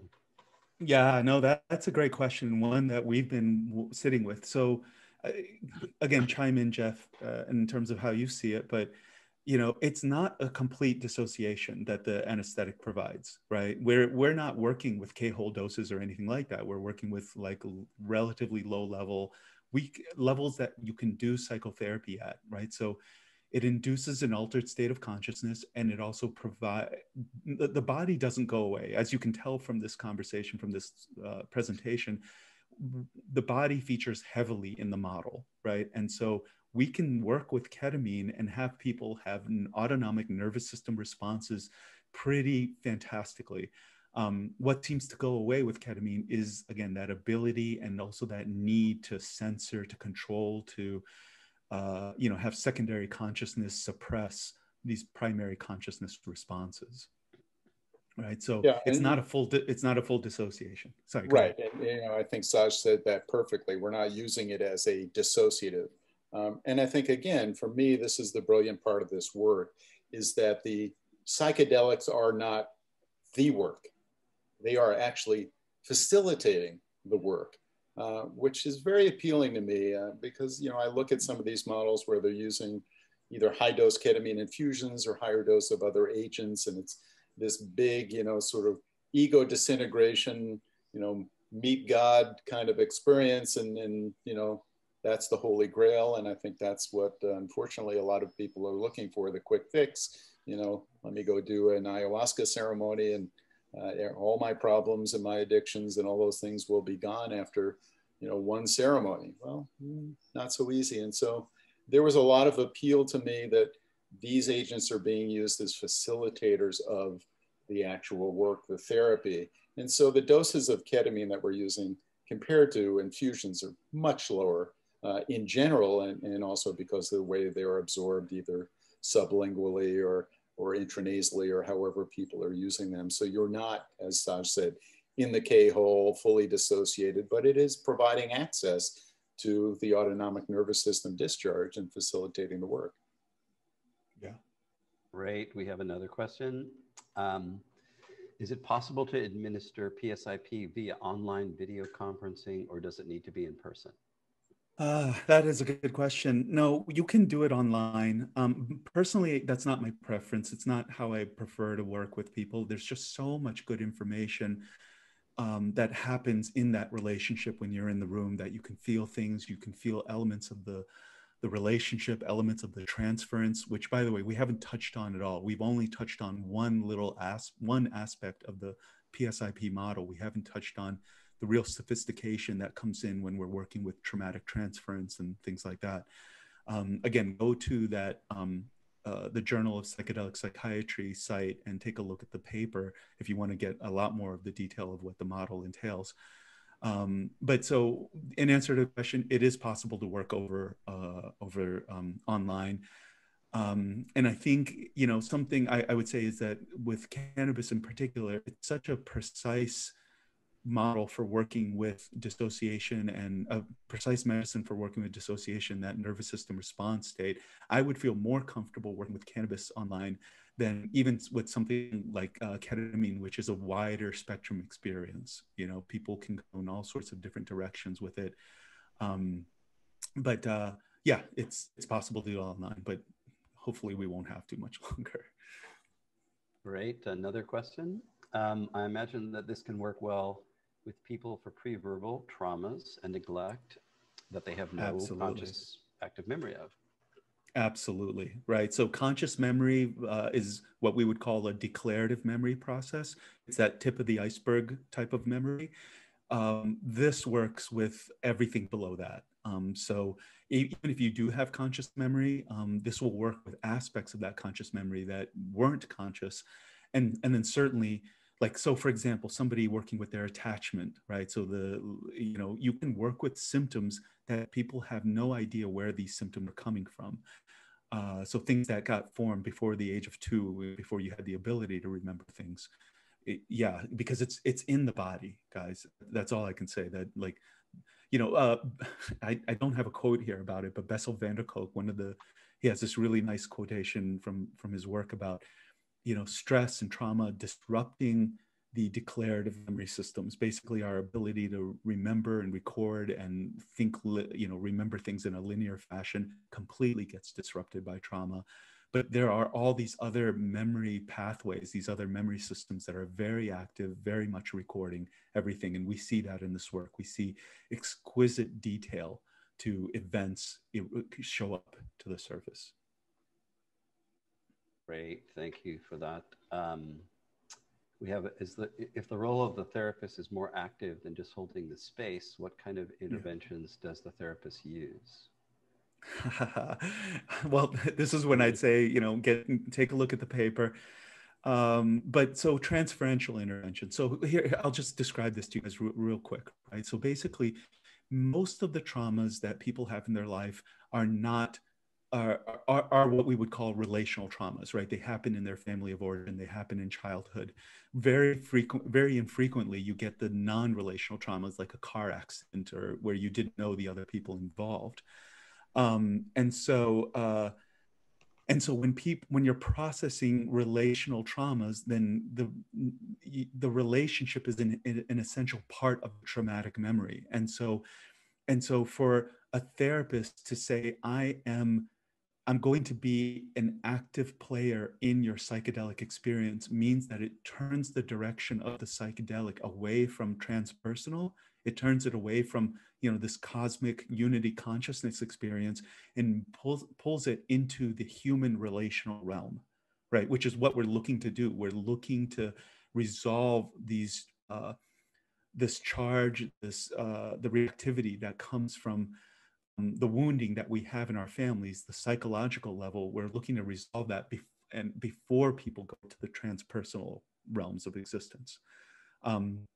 So basically, people will project onto the therapist. They'll project perpetrator. They'll project, whatever version of parent that they got that wasn't the ideal or most helpful parent. That will come out in sessions.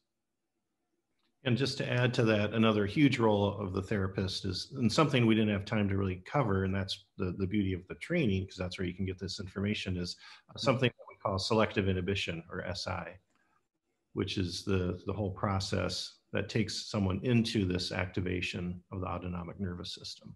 And that's where the therapist is basically working with the standard coping mechanisms that everyone has as far as dealing with stress, whether that's fidgeting, deep breaths, sighing, stretching. So part of the therapist's role is to minimize all this, all these coping mechanisms through a process we call selective inhibition. So there's a whole nudging maintenance of monitoring that by the therapist, and then also having the actual patient or client monitoring that themselves. So initially, there's a pretty strong role of the therapist in guiding the patient into this process. And then the beautiful thing about this, and something Saj said, is the body, the preferential pathway, once someone's used or done this session, a few sessions, preferential pathway is the body automatically goes to ANS activation. So the amount of nudging that has to happen, or the amount of selective inhibition with each session, goes down a little bit, but the therapist is always just there keeping the body or the patient focused on body sensations, and encouraging to go deeper into the body. It's not a mind thing, it's just paying attention to the body. Yeah. Again, people will have insights during the integration phase of the work, which we haven't, and I know there's no way to cover all of what this looks like and everything, but, we haven't talked about sort of what the arc of treatment looks like, what, when people process through dissociation, what are the next stages and things like that. But what I can tell you is that it's not random, right? What we find with this work is that the psychedelic process, again, it is a catalyzer of things that we know about. It's a catalyzer of processes that are predictable and that we can support happening. And so part of that is, again, your body moving from state 4 dissociation to state 3 depression, heaviness, hopelessness, to high anxiety states, and then low anxiety states, and then states of neutrality, right? So again, the model we're suggesting is people sort of achieve nervous system health, a basic level of ego integrity before so in other words, guys, we're suggesting if you have stress and trauma in your life, one seductive pathway for people like that is to go to have these transpersonal experiences, or these experiences that they're just trying to bypass their ego, right? Because the ego is such a train wreck for people with trauma, that we try to go to the big picture spiritual. And our suggestion is there are really great ways of healing the biology, having a healthy ego structure, and from that position doing the transpersonal work.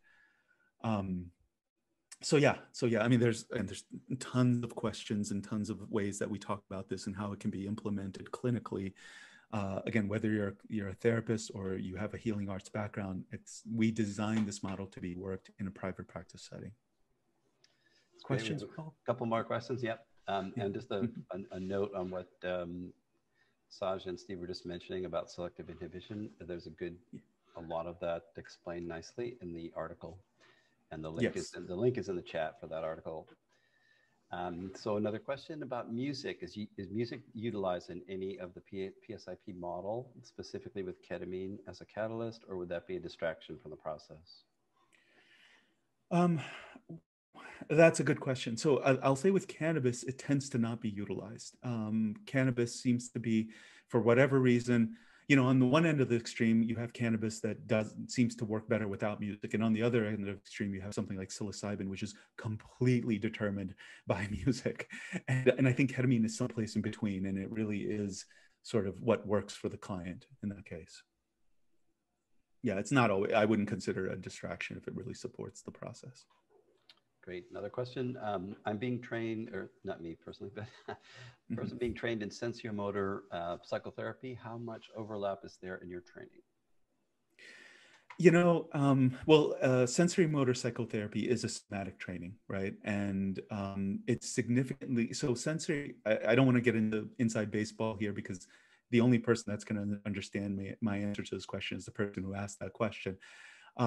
Sensory motor psychotherapy uses a window of tolerance model, which I think is fundamentally inconsistent with how psychedelics work. Psychedelics go to extreme states. Psychedelics go to extreme states of intensity, of dissociation, simply because that's how trauma it shows up in the body, right? So, trauma doesn't exist within like a nice window of tolerance. Trauma exists in the extreme states. And I think psychedelics really support people going to those extreme states. And so that selective inhibition process we use really is supportive of that. And guys, I'll just say what you'll find is, I'll say trust the process, trust the medicine, trust the body. We are incredibly resilient, right? The places where our systems can go and come back from and reclaim from are pretty extraordinary to see, right? So we don't need to limit processing of where people go when they enter these memory states. I hope that makes sense. Okay. Got one more administrative question, but I'll wait on that one. A little bit of a comment here. Former MAPS participant, remembering feeling like somatic work release was exactly what was missing from their MDMA sessions. And this sounds amazing. I was extremely destabilized, suicidal, and flooded with nonstop rage, much worse than before the study. For months after my last MDMA session, and listening to this, I'm wondering if somehow I got stuck in state 2/3. Have you seen this type of destabilization after PSIP? Any idea what might have happened to me or how you would help someone through that? Beautiful question. Thank you for that.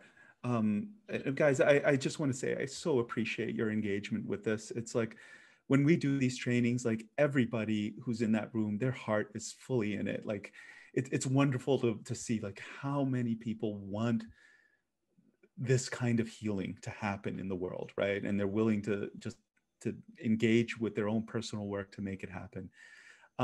So let me address the question though, which is that I think all psychedelic therapy fundamentally does destabilize people. If it's being done correctly, it is destabilizing. There's no way around that because you've built up coping mechanisms, you've built up management strategies that may have been active since infancy.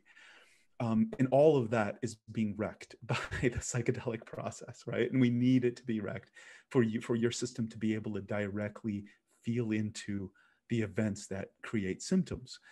Now, having said that, so I think the specific destabilization that a questioner is talking about there is probably more related to what happens when, again, I think those mental channels, those insight circuits are not able to process that much charge, right? They're really, it's almost like saying, you're using the wrong tool for the job. Insight was meant for insight. Insight was meant for secondary consciousness, being a chess player, figuring out reality and trying to do goal orientation. Secondary consciousness was never meant to process anxiety. It was never meant to process high levels of fear and dissociation and panic and things like that. And so I think what's being described there is your system, your nervous system is moving out of states of dissociation, but the therapy model wasn't in place to have it move through a somatic channel. It wasn't designed. It sounds like you didn't have that nervous system piece on board to carry that charge all the way through. But instead, there was a lot of insight that was available. And, you know, again, insight doesn't carry charge. It's a different language entirely. Thank you for that, You know, Saj. To follow up, it's from Malaya. Hey, Malaya. To follow up with that question, how do you address the risk of dysregulation that you hear about in this work in the aftermath with some clients? Yeah, you expect dysregulation, you plan for it. You know, at our clinic site, we had, so here's something I'll touch on, and which is that we find that, again, this is not an integration model, right? This is not where somebody goes off and does the psychedelic experience and then you know, in therapy they're doing integration. So we find that although many people will, you know, they'll process for an hour and a half, and then the last half hour, the last 15 minutes of a session, they'll naturally and organically engage in some kind of integration process. Or, you know, they'll engage in integration the next week when they come in. But we find that integration is actually something that happens fairly easily for people, because the core shifts that really take a lot of the work, the real work we feel is what's happening at that level of the nervous system. And then, you know, what's happening at the level of biology. And then mind shifting after that in terms of integration happens relatively easily once those foundational shifts have taken place, right? And so I'm just addressing integration piece. I know that the question was around dysregulation. What is very important, however, is stabilizing between sessions. That is key because you know, the nature of this work is destabilizing. At our clinic, we established 5 different resourcing groups. Like one was art therapy integration. We had a restorative yoga group. We had a regular talk therapy group.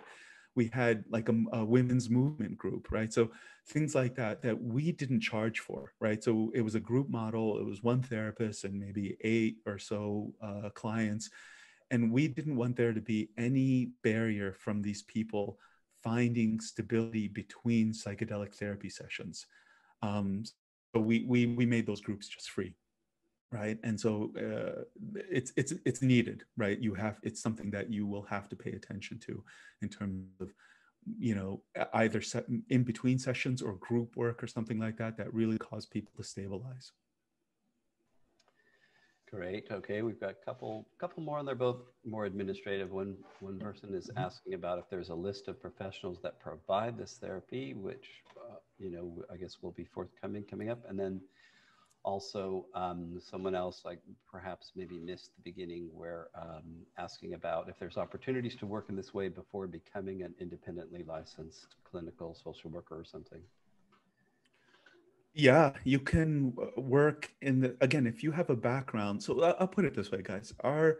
Our biggest concern is that people provide and people receive good work, right? And so there's people out there that have been trained through Gestalt or Hakomi or psychodynamic programs or something like that, that are an alternative to going to graduate school. So they have a healing arts background.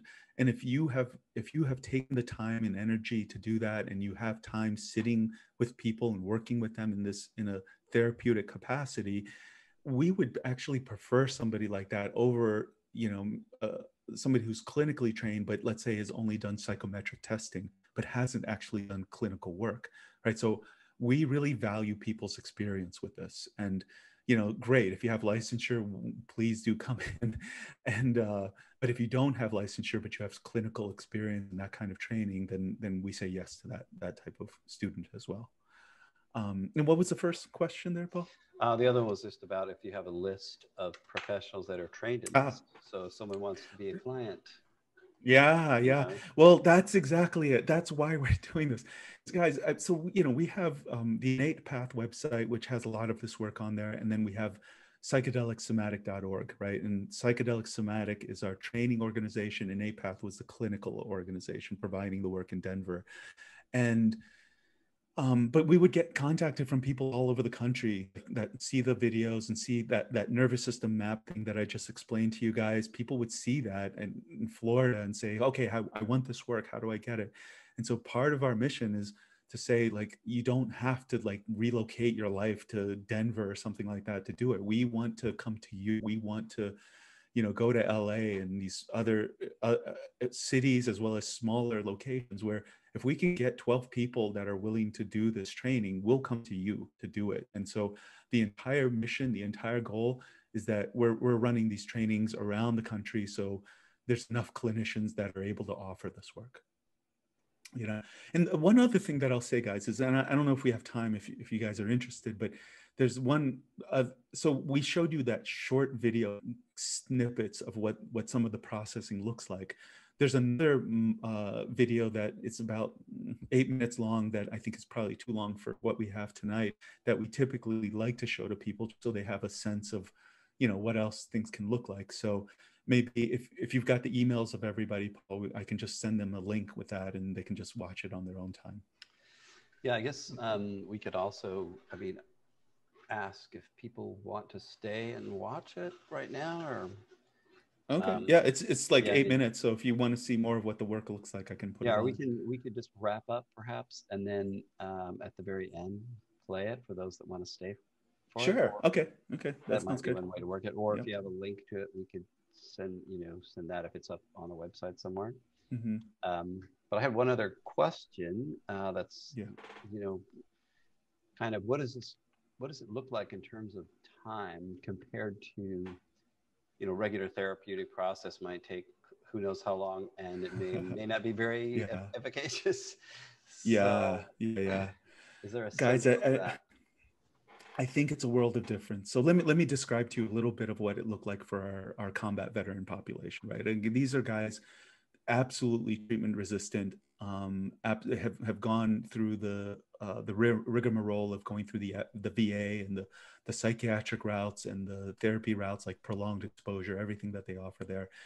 And so what we found with them, and most of them work with cannabis, and what we found with them was that around session 2, 3, 4, their system really fell apart, right? Again, that expected dysregulation, destabilization that will happen with psychedelic therapy. And so, we had them coming in for groups and stabilizing, and then we were doing a 12-session protocol with them. And so basically around session 10, 11, 12 that their system really started to get to the other side of what they were working with. And sorry, I should also say that they were working with significant adult war trauma and really significant childhood trauma, right? And the medicine would always go to childhood first before it would go to sort of the adult processes, the adult events.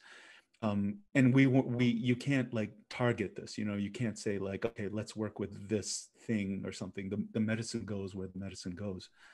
And so, we found that they went through significant destabilization, and then session, 9, 10, 11, 12, that's when they became far more stable, organically stable than they were even when they first came in. So that's one data point, right, in terms of what the arc of this work can look like.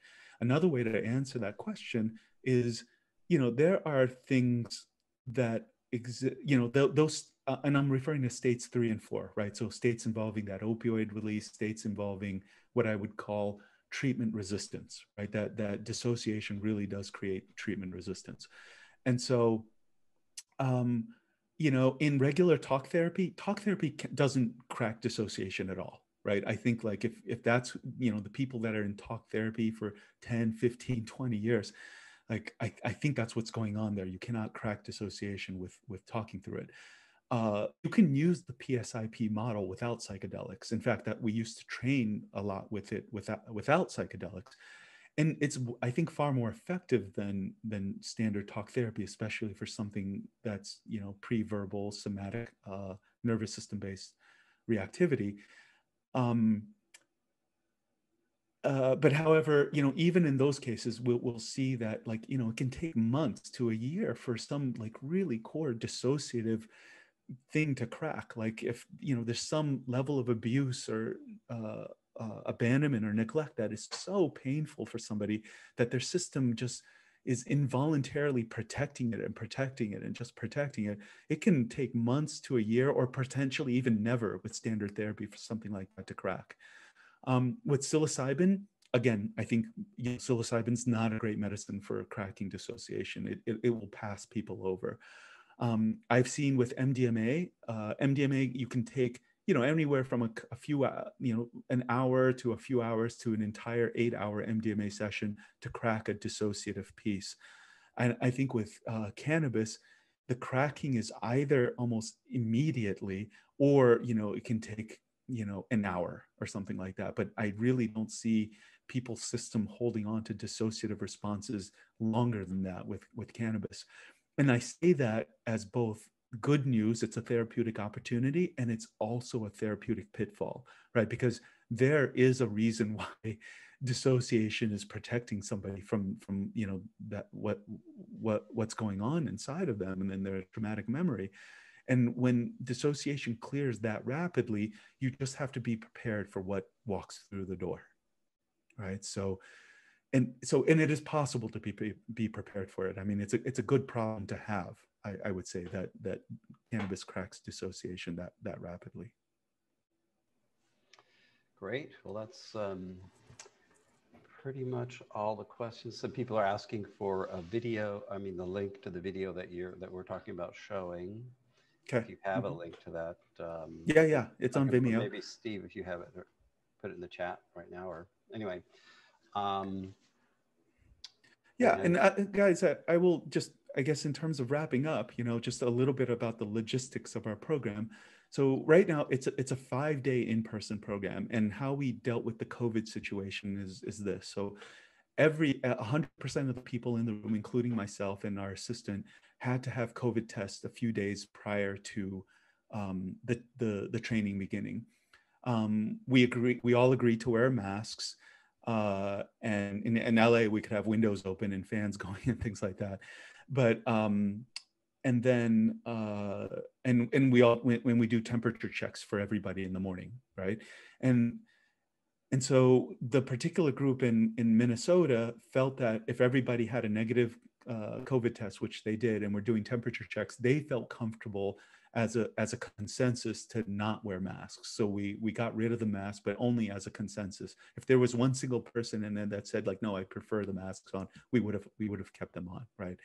So the training is 5 days long. We are limiting it. Our ideal class size is 12 to 15 people, and the in-person component of the training is $3,200. And then we have a supervision model for 8 months, right? Because again, guys, I'll put it this way, you know, the skill sets that are involved in learning to do psychedelic therapy, the skill sets of working somatically and doing that work, it's significant, right? There are some things that you have to learn, but it's also not rocket science. People can get that down. What we find really comes up for people that they need support with is their own personal process, right? So you can do talk therapy and still have your own personal wounds intact, right? You can do talk therapy and have insecure attachment. You cannot do psychedelic therapy and have those same wounds intact. So doing this work challenges your wounding, right? So people, the reason why we have what we call a cohort model is that people, you and your cohort will go through the in-person training, and then after that, you're going to be giving each other sessions, right? You're going to be giving a session and receiving sessions, and it's an incredible way to get your own work done, right? So, you know, everybody, you're doing it with students that are all trained in this model, and for 8 months after the training, you'll get on a supervision call with me, and we'll just go through like what it's like to implement this in your practice, support you implementing it with your clients, but also support you personally in terms of what's coming up. Because I'll tell you, this is not, you cannot practice doing psychedelic therapy. You're doing psychedelic therapy. You can't dramatize a session or anything like that. When we're working with cannabis or ketamine in our in-person training, it's all your core material that's being worked and coming to the surface, and your childhood and things like that. So, so yeah, that's why it's a cohort model. So you can give and receive trades, and that's why it's a supervision model, because it takes time to really get good at this, right? And that's our primary investment with this.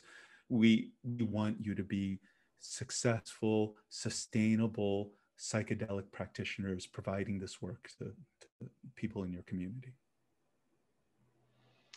It sounds so inspiring and terrifying at the same time, in a sense, right? But in a good way, in a really good way. Yeah, yeah. Beautifully terrifying. Right, exactly. So how can people sign up? Where can they go? Or what can they, how, someone's interested in signing up for the training, what do they need to do? So the training, yeah. So we've got a training starting in LA next weekend, Saturday, November 14th, through Wednesday, through the 18th. The best way to do it is just go to the website, because you can register right at the website, psychedelicsomatic.org. Go to the therapist training page. People can also reach out to me directly. Again, my name is Steve, and then via email, it would be just steve@psychedelicsomatic.org. So I would assume some people will have some questions, so you can reach out to me. I'll answer any of those questions. And then, yeah, it's just basically registering online to get started. And again, right now we've got 6 slots open for LA. And then we're also going to be doing a training the first part of December in San Francisco. And then we have 2 trainings in Oregon, which is the future psilocybin capital of the world. First in Ashland and then in Portland. And that will be in January. And then from there, it looks like we're in Australia, but that may change. But the best thing, long story short, psychedelicsomatic.org, or contact me at steve@psychedelicsomatic.org. That's great. And I just put in the chat the link to the psychotherapy training page of the PSI website. And there's a little, toward the bottom of the page, it's a click for an application for an interest form. And do make a note that you heard about it here through Psychedelia Integration. I'd like to track where these things come from. And I'd like to thank Saj so much, and Steve, for this. I personally think this is, the cat's meow. I get so excited just hearing about it. It makes so much sense that I want to explode practically. It's like, oh, this is the stuff, So really happy to provide support for you guys here through Psychedelia Integration, and as an organization, we're definitely behind this training and this work. Awesome. Yeah. And you're going to be part of the training, Paul. So you'll get to hang out with Paul and us. Awesome. Steve will be there. I'll be there. Yeah. Mm-hmm. So that's it. We still have a good, group of people here. 24 people are still here. So we're pretty much done. And if you want to show the video, we can do that. Oh, sure. Yeah, I'd be happy to. I just popped it into the comments, but I'd be happy to play it now if you guys want to stick around. It's 8 minutes, and I can do a little narration through it. Yeah, I don't know. Can people raise their hands or something? I can't really. Oh yeah, look. Okay, there's a bunch of hands popping up here. Okay. So, yep. Look at them all. Hi, John. They're just popping. All right. Okay, great. So Let's great. do it. Let's do it. All right, let me do a share screen. And thank you, everyone, for showing up. To the everyone that's here in attendance. Appreciate your attendance and support. Okay, here we go. Okay, so guys, this is a person who she's actually the one of our team assistants. She does a lot of our technical or logistical support for training. So she will be in LA as well. Okay, so but she is new to the work. So what you're seeing with her system is somebody who's probably had just like probably two sessions at this point. Okay, so this is a self-explanatory, I think.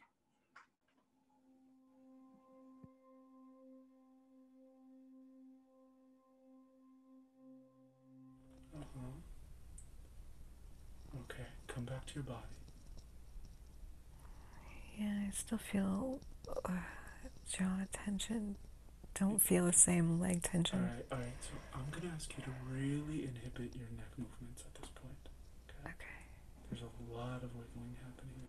Okay, so there's a little bit of that selective inhibition, right? So you're seeing me asking her to inhibit her neck and head movements because one of the ways that people tend to disrupt that autonomic nervous system process, that primary consciousness homeostatic process, is through taking deep breaths or different types of coping mechanisms that they engage, and it can be very different for different people. And for this person, it had a lot to do with neck and head movements, so we got really kind of focused in on that. So we're just tightening the container, tightening the inhibition a little bit to see what that does.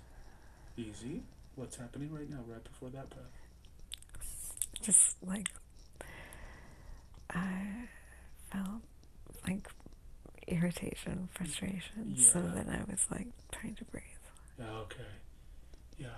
And is it irritation or frustration with me or something else? Yeah. Easy. We're really turning on the... Yeah, it feels like with you. Okay. Easy. Yeah, I did it again. I felt it. Okay. I don't think I felt it the other times. Yeah. Talk to me about the irritation. Without taking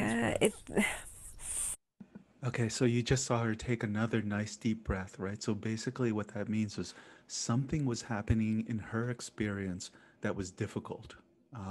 That was something that her system felt like it needed to manage. And again, the whole point of selective inhibition is to inhibit the management, just to see what somebody's nervous system will do all by itself.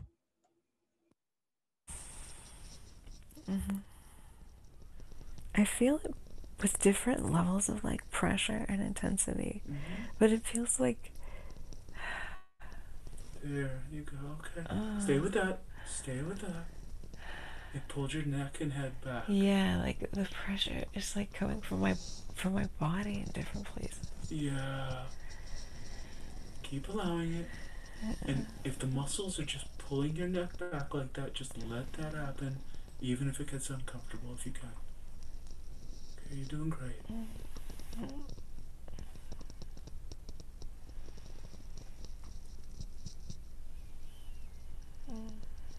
What are you most aware of right now? Like the numbness is like creeped up my body. It's like up on my shoulders now. Uh-huh. And it's like more actively feeling like I'm being sucked down. Okay. So let it suck you down.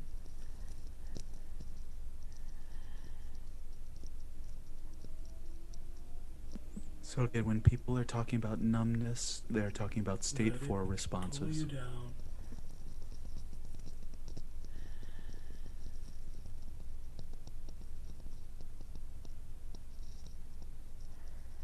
You're doing great. Just keep letting go into body.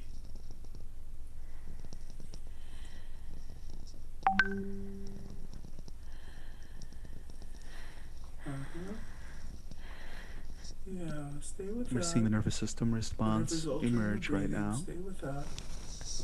Yeah, trust it.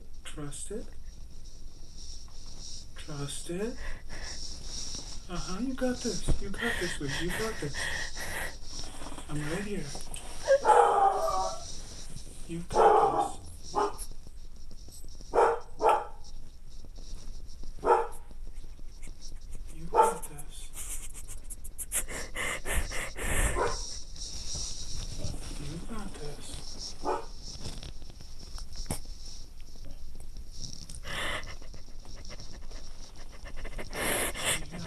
right there. You got this.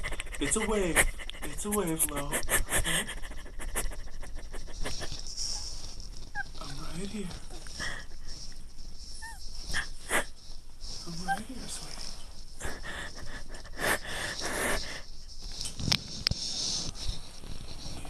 Yeah. Let the muscles just guide you. It's all body. It's all body.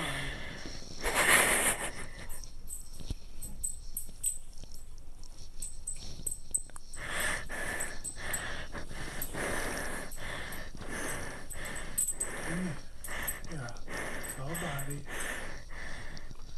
Yeah, nice work.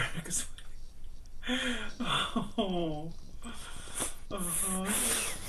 yeah, what's here now?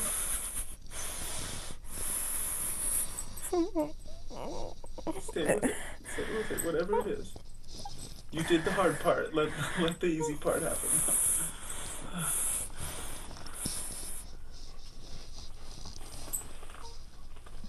And guys, I will say that as difficult as that looks, right?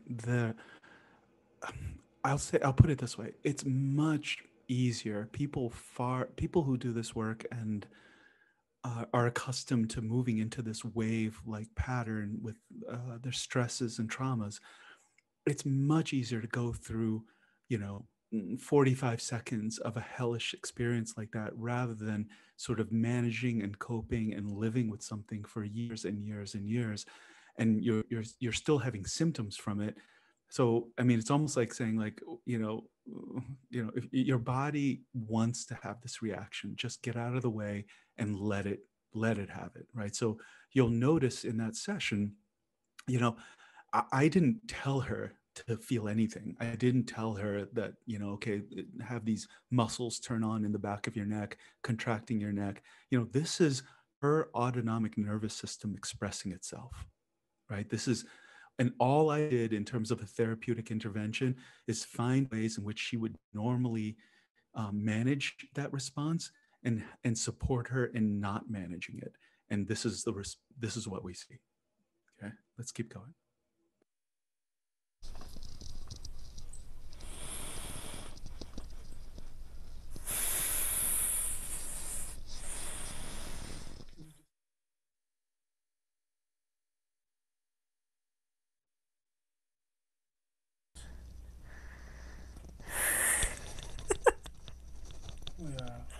So what you're about to see here, I don't know if you caught that little blurb, but what you're about to see here is when cannabis starts to look like a more classical tryptamine visual response. So what she describes here is an emotional experience, a difficult emotional experience that the medicine turns into a visual, into a metaphoric quality, very much like I think how psilocybin works. And then once it's visible to her mind, then her system can engage with it. Then her nervous system can take hold of it and do the processing, as you'll see.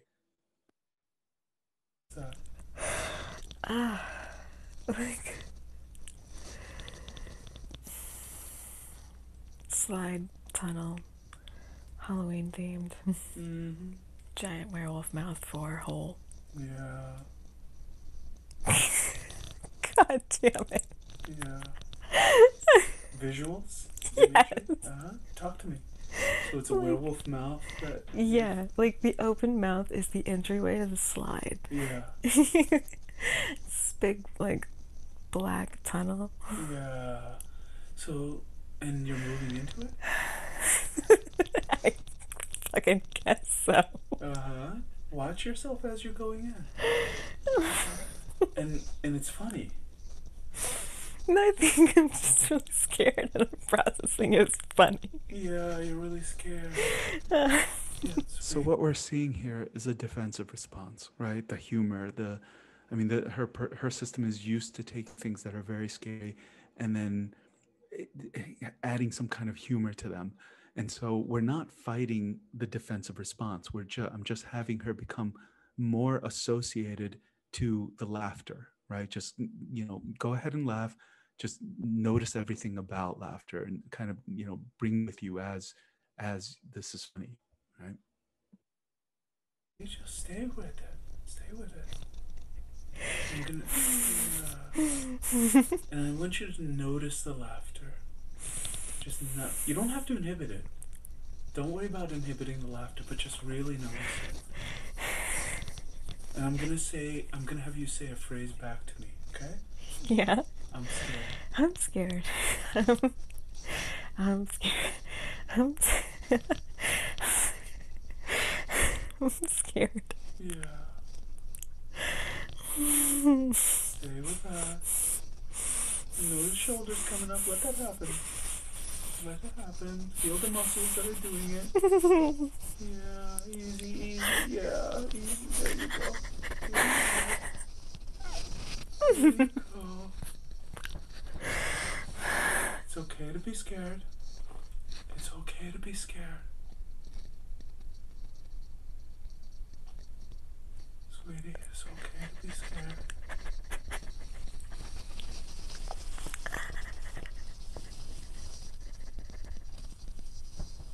There you go. There you go. Trust it. Trust it. Trust it.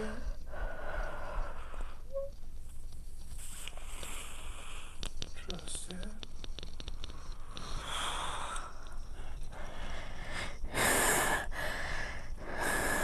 You got this. I'm right here. I'm right here. It was really scary.